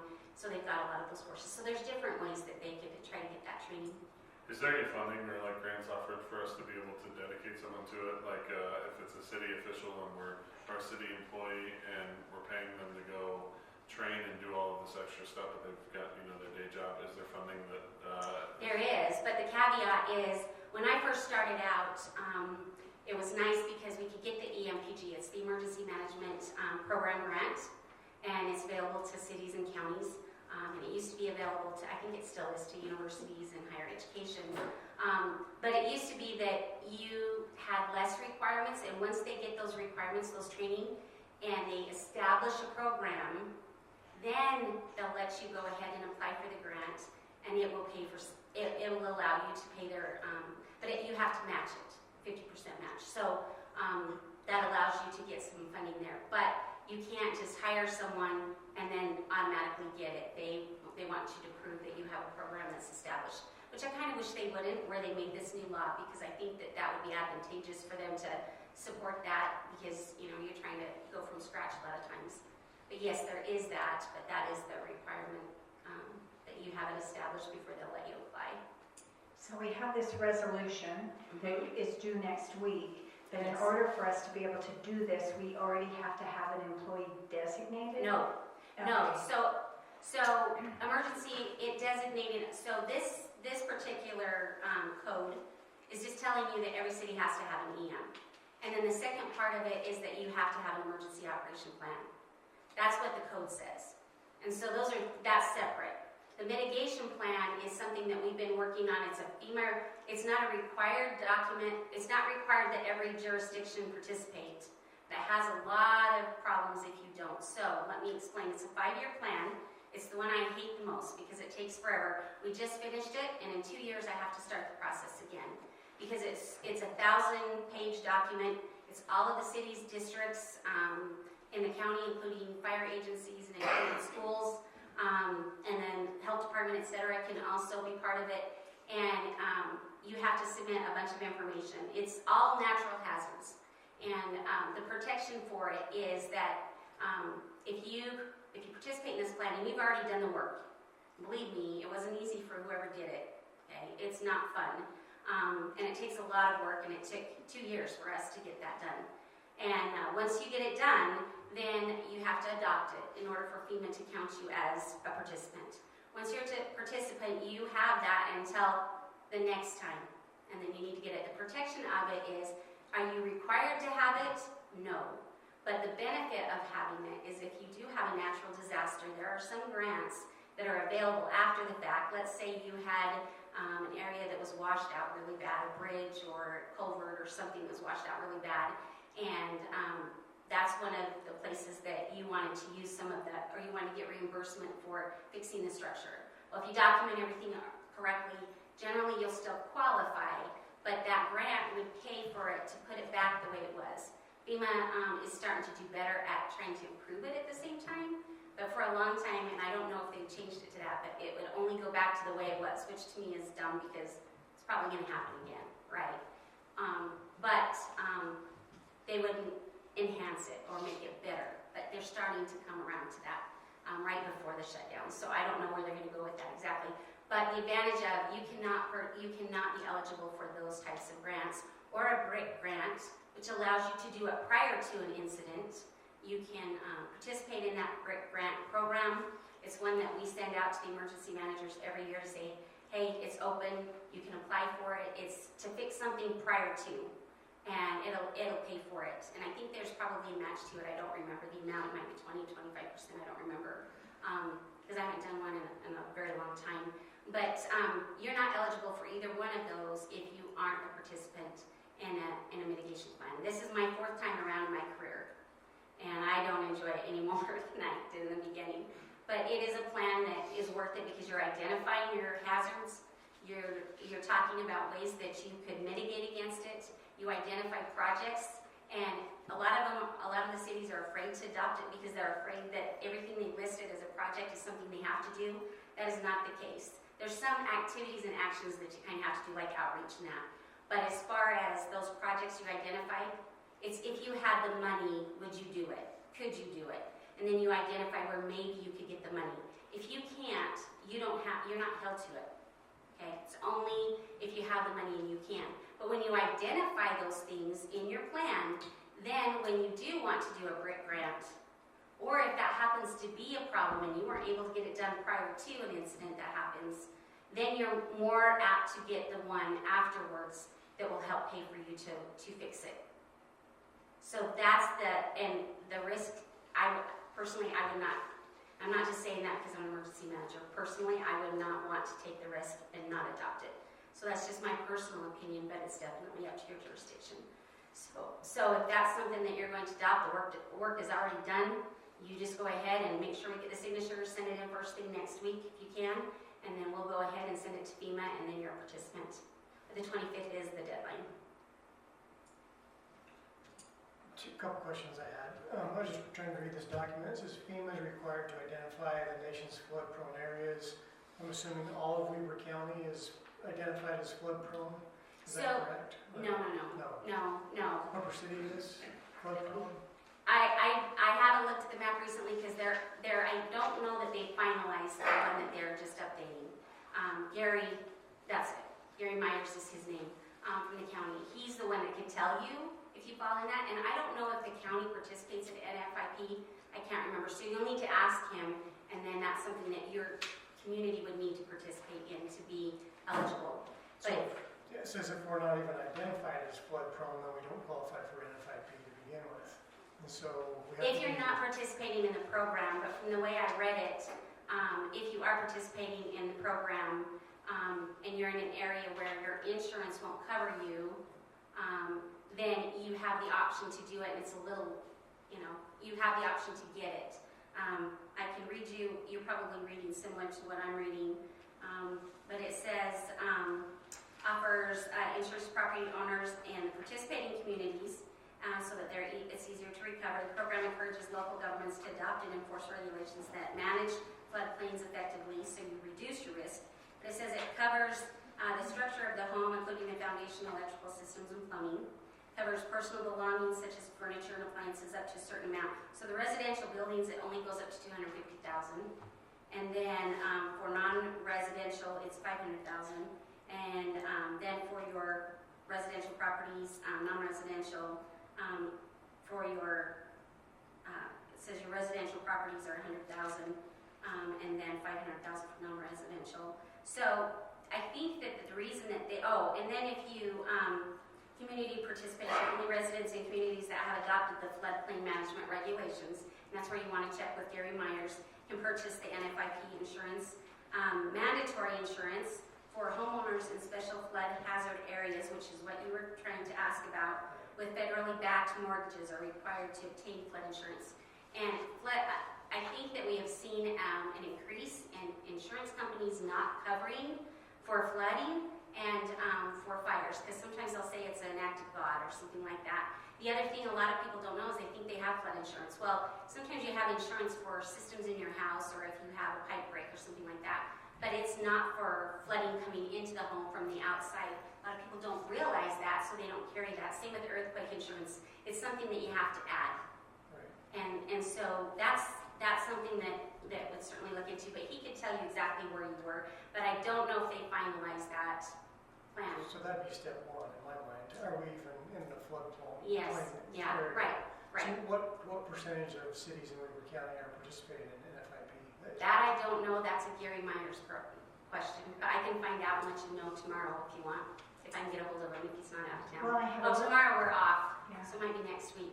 A little bit of an answer, because a year ago I went to a meeting, I believe it was in Weber County, it could have been longer than that, but they listed all of the cities that were participating in the FEMA flood, and at first it listed Hooper, and I went up and asked, and she said, oh, I'm sorry, you're really not.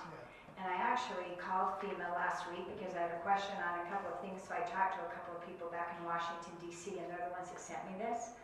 And so they went on the map and looked and everything, and they said part of our city, certainly where we're located, next to the Great Salt Lake, that we would qualify to participate in this. But if the city does not join the National Flood Insurance Program, then from what I understood, our residents can't. Right. We have to join this. And so she sent this and said, let your city council look through this and see. But she said they would highly, and of course this is FEMA, but they would highly recommend that our city end up joining this. Yeah, and I would probably concur with that. The one thing to remember, we live in the old Lake Bonneville, right? And so your sediment is that sand and clay. And if you have an earthquake, the shaking is strongest towards the fault lines on the east. But as it comes out west, liquefaction happens. And I don't know if you know what that is, but what it does is that water from underneath can mix into that sediment, into that sand and clay, and it kind of creates kind of a liquid type of a, not quite like, a lot of people say it's like quicksand. Yes and no, but it can certainly change and cause problems for your foundations. You can have a building that is earthquake, to high standards and it's going to do this during an earthquake, but if that base underneath shifts a lot, you can have as strong as you want, but you're going to have some issues. And so I would highly recommend looking into that. And we don't know all the fault lines that are underneath Great Salt Lake. We have a pretty good idea, some of them along the Wasatch Front, but what's underneath Great Salt Lake, we don't know. And so with the sediment and the proximity to the lake, it would probably be a real good idea to give them some of that protection. And then remember, everything that you do that protects on that back end, on that front end, to prepare your residents, that provides them opportunities to get help, helps the resiliency of you in your recovery of coming back afterwards. And to be able to, pay your taxes and take care of that 25% that you're going to own no matter what. But as a county, we're here to help an emergency manager, guide them on what kind of training they need. I've had lots of them talk to me, and I've told them, it's a bite at a time. It's not swallowing the whole elephant. You just got to take it a little bit at a time. And so as long as they have a plan and they're working towards it, kind of working with our liaison from the state on the training, that allows them to get closer to getting that grant for you. Since after your presentation, we'll eventually move into the potential motion to approve a resolution to adopt this. And as you talked about, it's a very difficult plan to put together. Dave Harris raised his hand as the one who put this together on our behalf. I just wonder if, Dave, if you have anything additional that I have a lot to say. You want me to go at it? Yeah, I mean, I'd like to hear from you if we're going to approve I'm something. a little bit disappointed because you know very well that I attend those meetings. We do have. And would you come up to the mic so people can hear you? We do have representation out here in Hooper, and we've been at it for 2.5 years. And I'm identified as the EM, but I'm not an employee. You've never said that before. No, we have mentioned it, and Madeline has mentioned it, and I've mentioned it to the mayor before. So it has to be an employee. So I'm not an employee. CERT council you can do. And I think there's a big mistake personally of saying we want a 4-year term to be the EM. It doesn't have to be. It could be a city employee that does roads or something like that. It has to be an employee. So we're non-compliant because we don't. So from FEMA's perspective, we've done nothing. No, Dave, it's not interpreting it that way.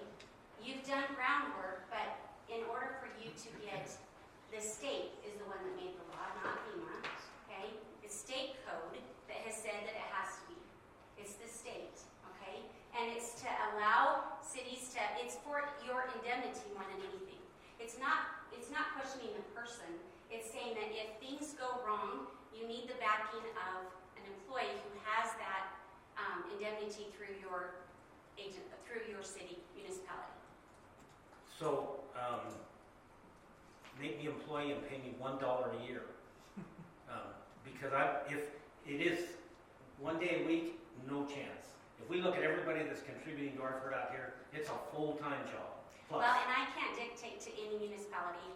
Well, but I'm saying, do I qualify if I'm an employee, but I get $1 a year? I don't know. That's a question to ask your attorney. But you do have to be an employee. You're the attorney, right? But you also have to be able to show, that you're working towards it, and it sounds like you have been. Make sure you turn your microphone on there. The microphone. Hey Dave, you've done such a great job. I'd like to double your wage for this coming year to do that. Well, my wage so far is double it. I am not prepared to answer that question, and I'm going to have to do some research, and I'll look into it, certainly. We don't have to do that today. We don't have to designate an employee today. You just want to try to get on it so that so you're just not caught in a situation where you've had a disaster and now FEMA's going to look at it and say, because you have to abide by your city ordinances and your state code. I guess so. For FEMA to do what they do. My follow-up question to that is kind of to Dave's point, though. He is the one who has drafted and done all the work for this mitigation plan. Is it inherently non-compliant? No, if it's he's not fine. an employee? It's fine. Where you get caught is not, I don't think they have code police that are going to come around and find out if you don't have a paid employee as your emergency manager. Well, it's on public record. Okay, but what I'm saying is it's not, there's no one that goes and enforces, per se. Where it gets you is if there is a grant, they won't give it to you if they're not, if you're not abiding by the code. If there's no EM. If there's not a employee EM. Right. Okay? And then if a disaster happens and you're not abiding by state code, you might be disqualified from getting that 75%. Those are the repercussions. So I'm not hitting on you here. I'm not trying to hit at your contribution at all, Dave. I was asked to address this, so I'm doing it. Darren, how long would it take you to come up with that answer? Because we're non-compliant. We don't have an EM, but we have an emergency program. Let's give me a. Oh, you mean tonight? No. So But we don't need that. How soon do we need that? I need to know. Well, it's like rolling the dice. I have no idea when something's going to happen, so I can't give you that answer So tonight, though, we do need to pass this resolution. The resolution, yes. Yes, we need, so Yep. we have this on to make the motion on, and then also a possible motion about the employee, and then to talk about, which all kind of lumps together, but does anybody have any questions, further ones for Lisa? Because I know she has somewhere else that she needs to be to before, so if you do ask Lisa any questions. So the floodplain designation, where can we get that information from? Can we get a map that shows Weaver County? Get a hold of Gary Myers, who's the the county engineer, and he'll know. It's also, you should be able to find it online. If you just Google NFIP floodplain map, that should come up. But like I said, I know that they were just updating. I don't know that they finalized it. So I looked into that. The problem is we have to have somebody that works for the city that can manage it. So I looked at it and says, we don't have those kind of resources. So I decided, for me and our group, we're not going to do anything about it just because we do not have the resources to do anything about it. And I don't know if the city does. Your attorney can look into that and see if you can default to the county or not. I don't know. Gary might know. I don't. I don't have those answers right now. Yeah. Sorry. Okay, so any other questions to Lisa before she leaves concerning this resolution or anything that we need to pass tonight? Okay, thank you. Yes, yes, we appreciate that. No, I know. He has spent a lot of time and a lot of effort. So that's not the issue. The issue is just giving you heads up, because if you didn't know and something happens and then you get denied, that's going to sting. So, Okay, thank you. Okay, so like we said, it goes along with then this joining the National Flood Insurance Program. And when I called back, they said they would send me this resource to review. And if it is something we feel like we would want, then someone would come and actually do a presentation to the council as far as what all of this entails. So I wanted to just put that out there for you to be able to look at it, review it, and if you do, I will certainly arrange for someone, and it'll probably be someone from the state, because if you look at the back, like I said, I talked to somebody in Washington, D.C., that they would send someone locally, which would probably be from the state that would come.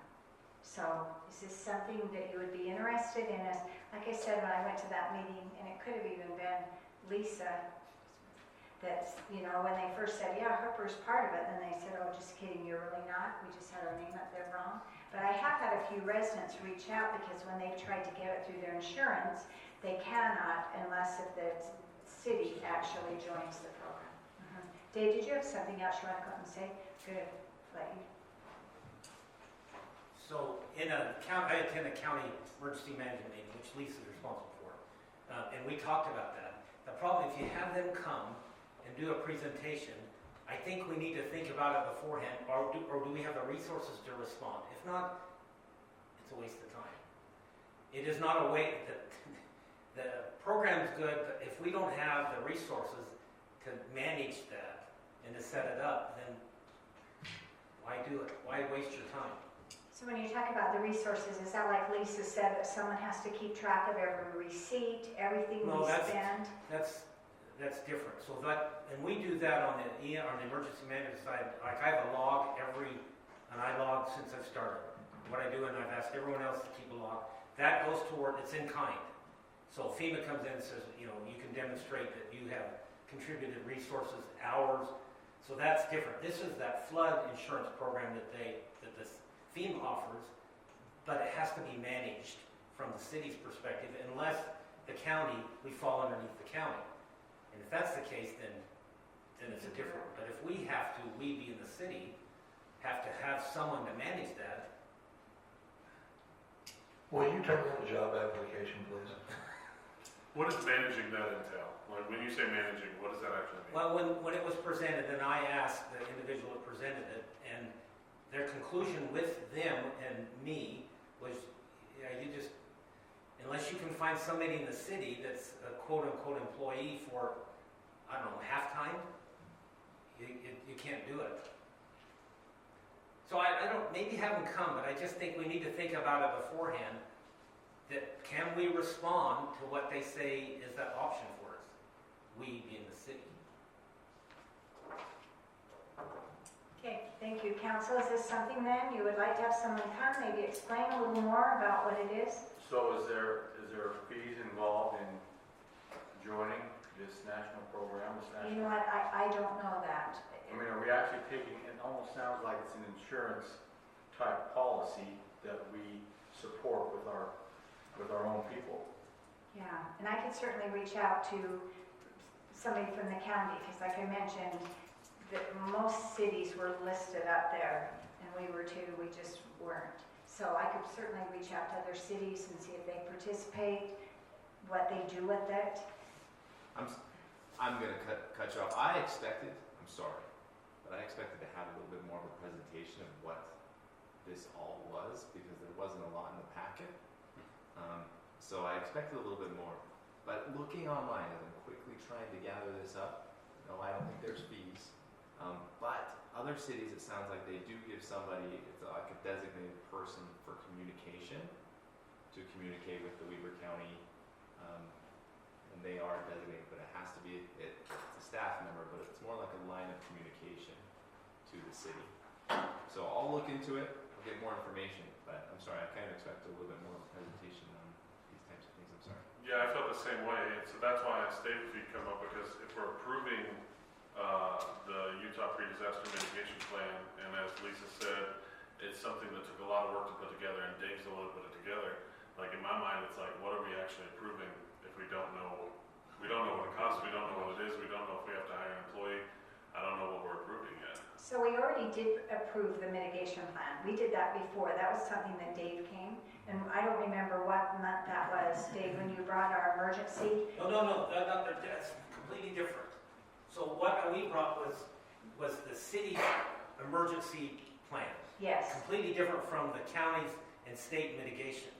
So mitigation just goes through every city and what kind of potential natural disasters could you have and what would you do. So the best I could with what I had, this is what could happen to us, this is what we would do. So there's no liability in terms of what's there that we're on the hook, and somebody's going to get executed if we don't. It's not like that at all. This just says, like she said, if we don't get to it, like outreach. So part of our outreach will be this Tomato Days, because we're going to be in the parade, the mobile commands come, things like that, and advertising. That's outreach. So we're doing what's in there as best as we can with what we've got. And my approval was, and in my defense, I signed it and said it is, that if it's wrong, let me know. And then, like I told you, it was crickets, multiple times. So I think we should approve it, the mitigation. We should approve that mitigation. Then it gets us on that, like she said, it puts us on that FEMA list, that if there's an issue, we can draw from them to recover. And this is the one she said that is due June 25th. So if we're going to approve this mitigation, yes, we need to. And It's due June 25th. Did she talk about what happens if we don't, when we can get back on it again? Is it? Then you have to wait a couple of years, like she said, when it comes back up in a couple of years. We're there. There's nothing. I'm sorry. There's no. We didn't put ourselves on the hook that we have to. It just said this is our plan. If we have a flood, this is what we do. If there's a fire, this is what we do. What are we doing trying to mitigate that beforehand? Dave, where is that plan? I emailed you got it. So and the approval, which it's just one. Now it sounds like it needs to be an employee that does that approval. City council, probably mayor. yeah, So who approved it? Who approved, when you say that plan was approved, was that done through the county? No, it was city council. It came through here. No, not that one. That one never came through. Two separate. Yes, we're talking about two different things. Oh, okay. The one you're talking about is the one that you came in that was just Hooper's policy. That's not what I'm talking No, about. that's separate than the mitigation. Yes, it is. So the one you gave to us, and everybody had, and then you gave us so much time, and everybody was supposed to redline things and turn back things, that was Hooper's policy. Yes. This is the county's mitigation plan that they're just seeing if Hooper wants to be part of Weber County's mitigation plan. Well, and it's really beyond county. It's FEMA. It goes, if we get on there, then FEMA recognizes that we did something, that we had a plan and we were trying to implement it, then we become eligible for recovery.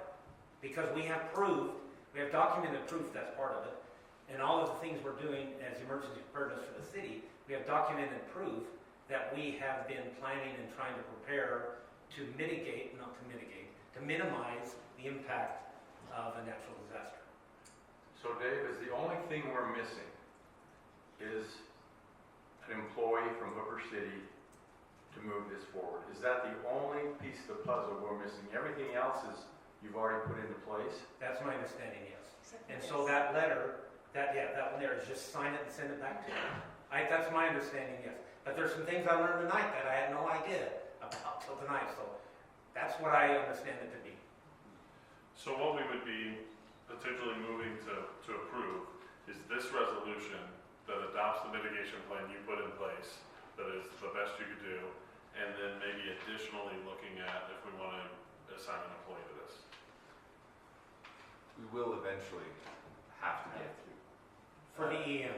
an EM, but what that means, I'm going to have to research.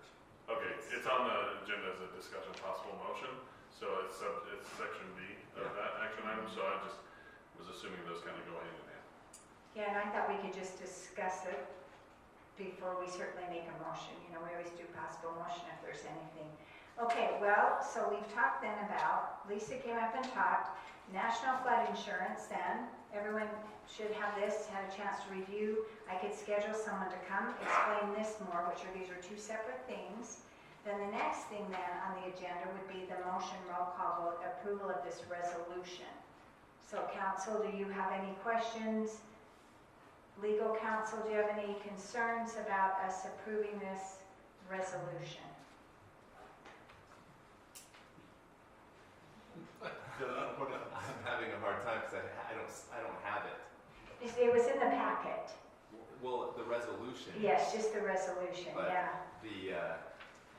But the mitigation plan itself, The mitigation plan itself. whatever Dave filled out. That's what I was hoping to Right. gather here. That's what I kind of expected. But I understand we're on the deadline here. So you have that. You can send it out and you just do a search for Hooper and just work your way all the way through the plan. Just do a search on Hooper and you can see every place that we show up and what was said about Hooper. I mean, you can go through it in literally in 5, 6, 10 minutes and see everywhere. Just do a search for Hooper, work your way through it as a PDF, work your way through the doc. Because I remember us talking about it before, and I think it was brought up a bit about irrigation ditches. Should we include that? Was that the same? No. They're back with the policy. That Okay. came up as part of when we presented the plan. That's a missing part of the plan. Yes. So Okay. we have the Hooper emergency plan, there's the mitigation plan, the flood, the EM, in some respects, they're all separate. Okay. Do you have it? The mitigation plan? It was on that one to Lisa. When we kind of got that flurry about getting it signed, I attached it. When I was corresponding with CCG, when I was corresponding with the county, Yeah. I can send it out again. Let me hear you. And just a disclaimer, I did the best with because we needed to respond as a city. So if you look at it and say, that's kind of lame, where'd you come up with that? I did what I could with what we had, what I had. Play the cards you were dealt. That's, yeah. And I had 3 cards out of the 52, so. So in order to qualify for federal funds, Hooper City has to join Weber County's mitigation by resolution, is what we're doing tonight, correct? Adopt it, yes. Adopt it. Adopt, yes. So the NFIP is a totally separate Yes. thing. No, completely, Okay. not related. So we're just applying for FEMA funds No, well, in the event of a disaster, by joining Weber no, County. we're not applying, we become eligible to apply. Thank you, that's what I meant.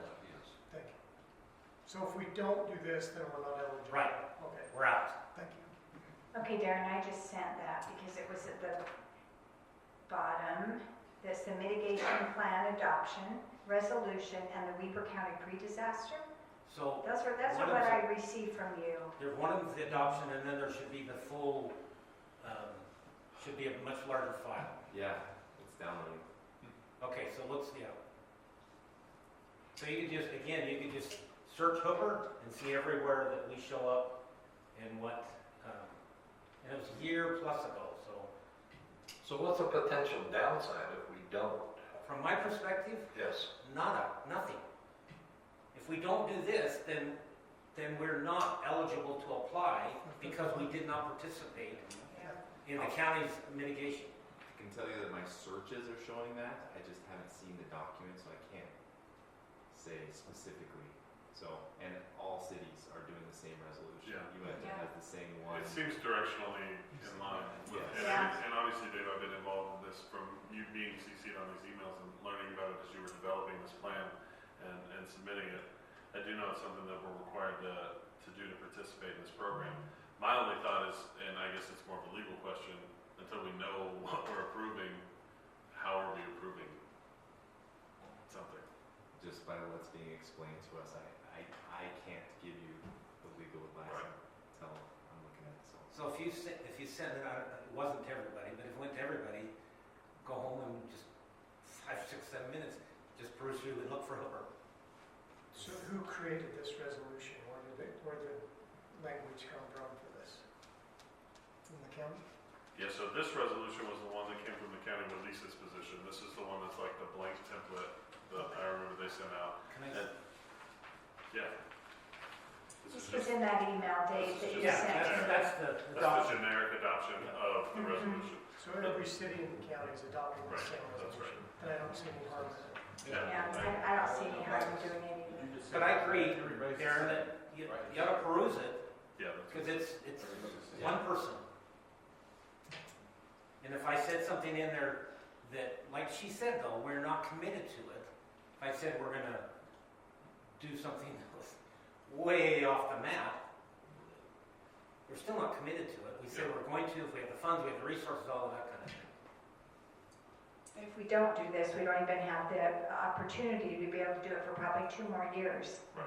So we can- I'm sure, in 2 Yeah. years it starts over the process, but it may take, that may build in a year or 2 before it is actually submitted, so it could be 3 years, I don't know. But there's no way to get in it now if we don't. It's a 462-page document. Yeah. So you speed read? But it's everybody, it's all Yeah, in the yeah. cities, It it's, goes through. Yeah. So I feel like what Ryan said is a great point too, is that essentially what we're adopting is the resolution that's the standardized resolution for every city that every city is adopting.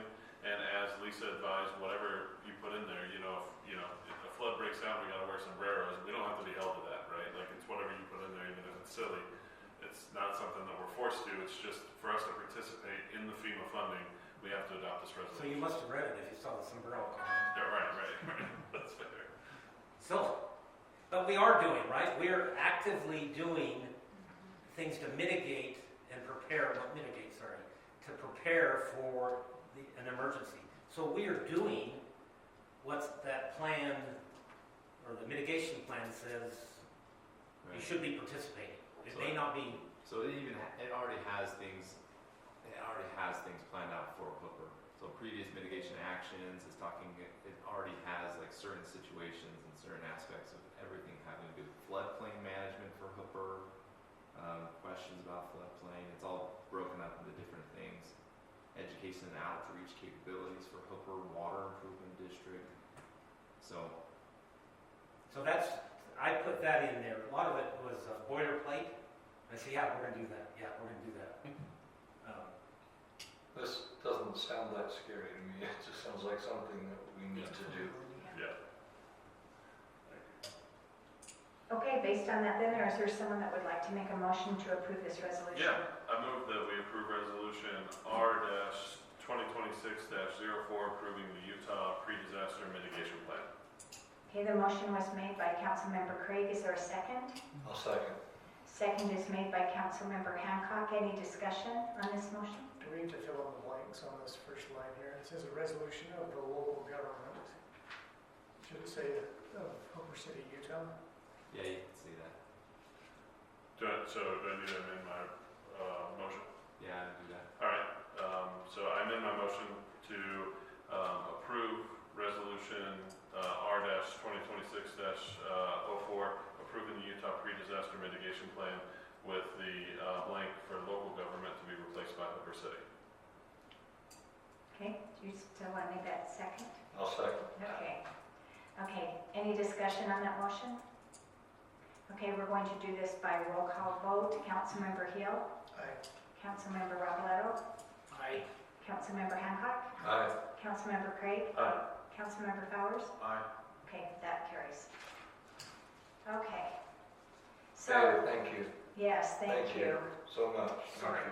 I got a little warm when she was talking. No. We needed this. Thank you very much. So then the next thing, which is this discussion possible motion, but we won't, I mean, if we have any discussion, but we certainly won't make a motion because we're gonna wait and let legal counsel see about having someone, you know, I signed up to do all those trainings, but it is, like she said, hours and hours. Yes, heard that.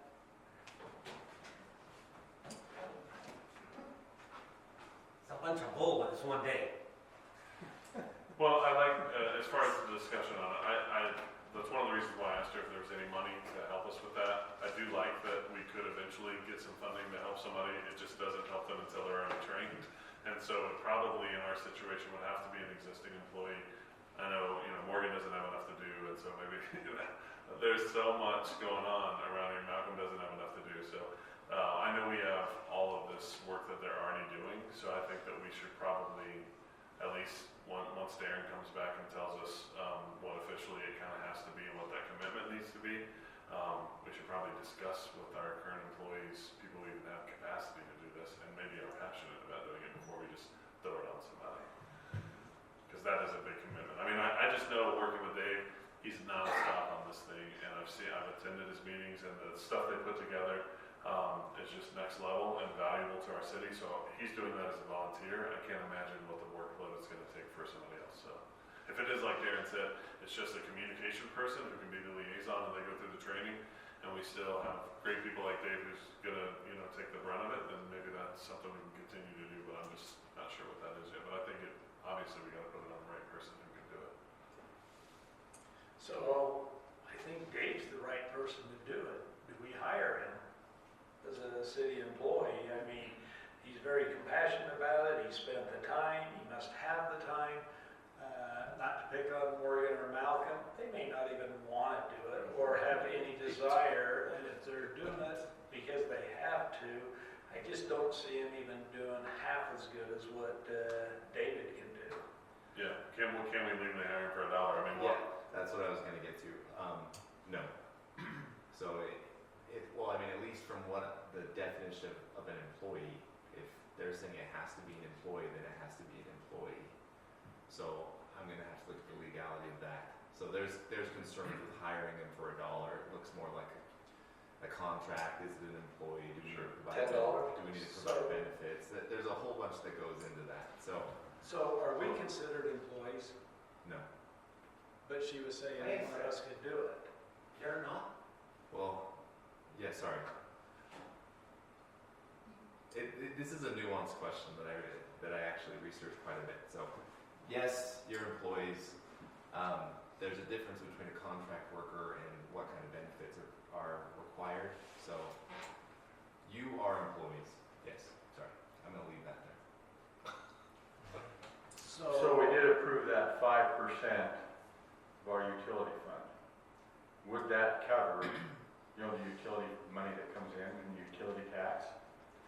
I don't know that we've spent all of that.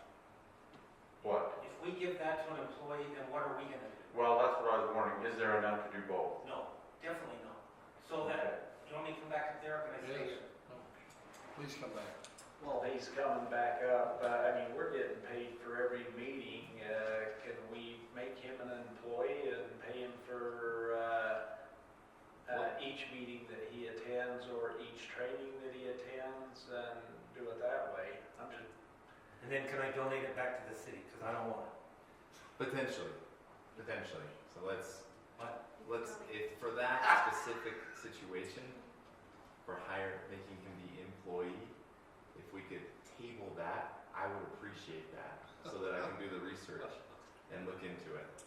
And it's just a discussion on our agenda anyway with a possible motion. We don't have to make any kind of motion. This is a discussion that we can decide to have a discussion later and come back with a possible motion Let then. me just respond to that.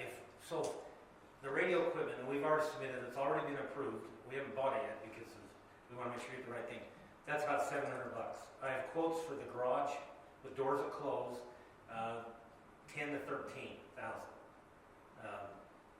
That pretty well shoots the wad that's there. And then we are trying to fill that trailer with all the medical supplies, and that's gonna drop. There's a long list of things we're trying to, and we're actively working on that, filling that. We've got contributions from the county, from the state. We missed an opportunity for some that was all gone by the time we got there. We're trying to be as frugal as we can. Sorry, I'm going to say one more thing. I can't guarantee that'll be the only. I've told them all, any place we go, and we're asking them for, we want you to contribute something, give us a better price, or something, and explain what. We even have a script that we use when we go to talk to somebody at Home Depot or whatever it is. We're buying this, but we want you to cut us a deal or give us some free. Wheelwright, I did it at Wheelwright, and they gave us for the shelving. I just told him what I was doing, and he gave it to me. So there's not enough money to do anything other than what we're trying to do with it. However, if there's grants and they match at 50%, then whatever amount we put into it, we can apply for half of that again. So, anyway. So just to kind of put it out there, and I'm going to keep looking at it, we can certainly hire someone part-time to do that. Absolutely. And if the grants become eligible at the point that we have an established program, and Dave's already completed the training, and we have an established program, then we don't have to get somebody trained to establish the program, and maybe we can get the grants now to pay for it. I haven't finished all that. There's a lot. But you'll do it by tonight. That ICS training? You'll race our attorney on, you'll finish the training by the time he gets us an answer. Whoever wins first. But fair wage, we can't pay $1 an hour. There's issues with fair wage. There's issues there. So, but can we do part-time? Very limited amount of hours a week. I know that's limited amount of hours. I'm sorry to say that to you. I don't mean to offend you. No. But that's a possibility too. Well, thank you. We do appreciate everything that you've done. And we understand how important this is. So thank you. And we will get back to this, another discussion. We'll have to schedule someone to maybe come in and talk to us about this so we know a little bit more, and then we can maybe come up with a little better educated answers. So thank you. Okay, so the next thing on our agenda then is to have a motion to move into a closed session, discussion of strategy to discuss pending real property. And there's a code that's whoever makes that motion, if you will read that entire code to move into that closed session.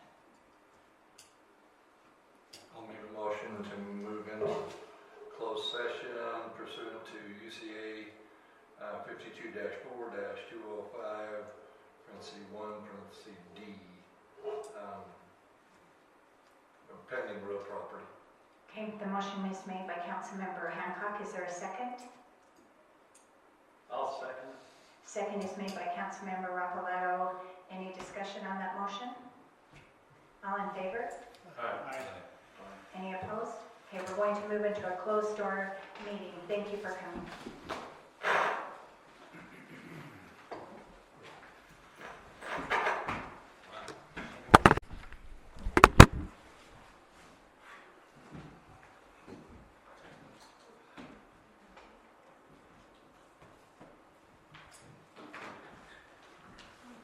We're returning to our regular meeting for City Council. So the last thing on our agenda is a discussion, possible motion approval of selling real property. Is there any discussion amongst council? If there is no discussion, then our next thing is just a motion to adjourn. I move that we adjourn. I second. All in favor? Aye. Thank you.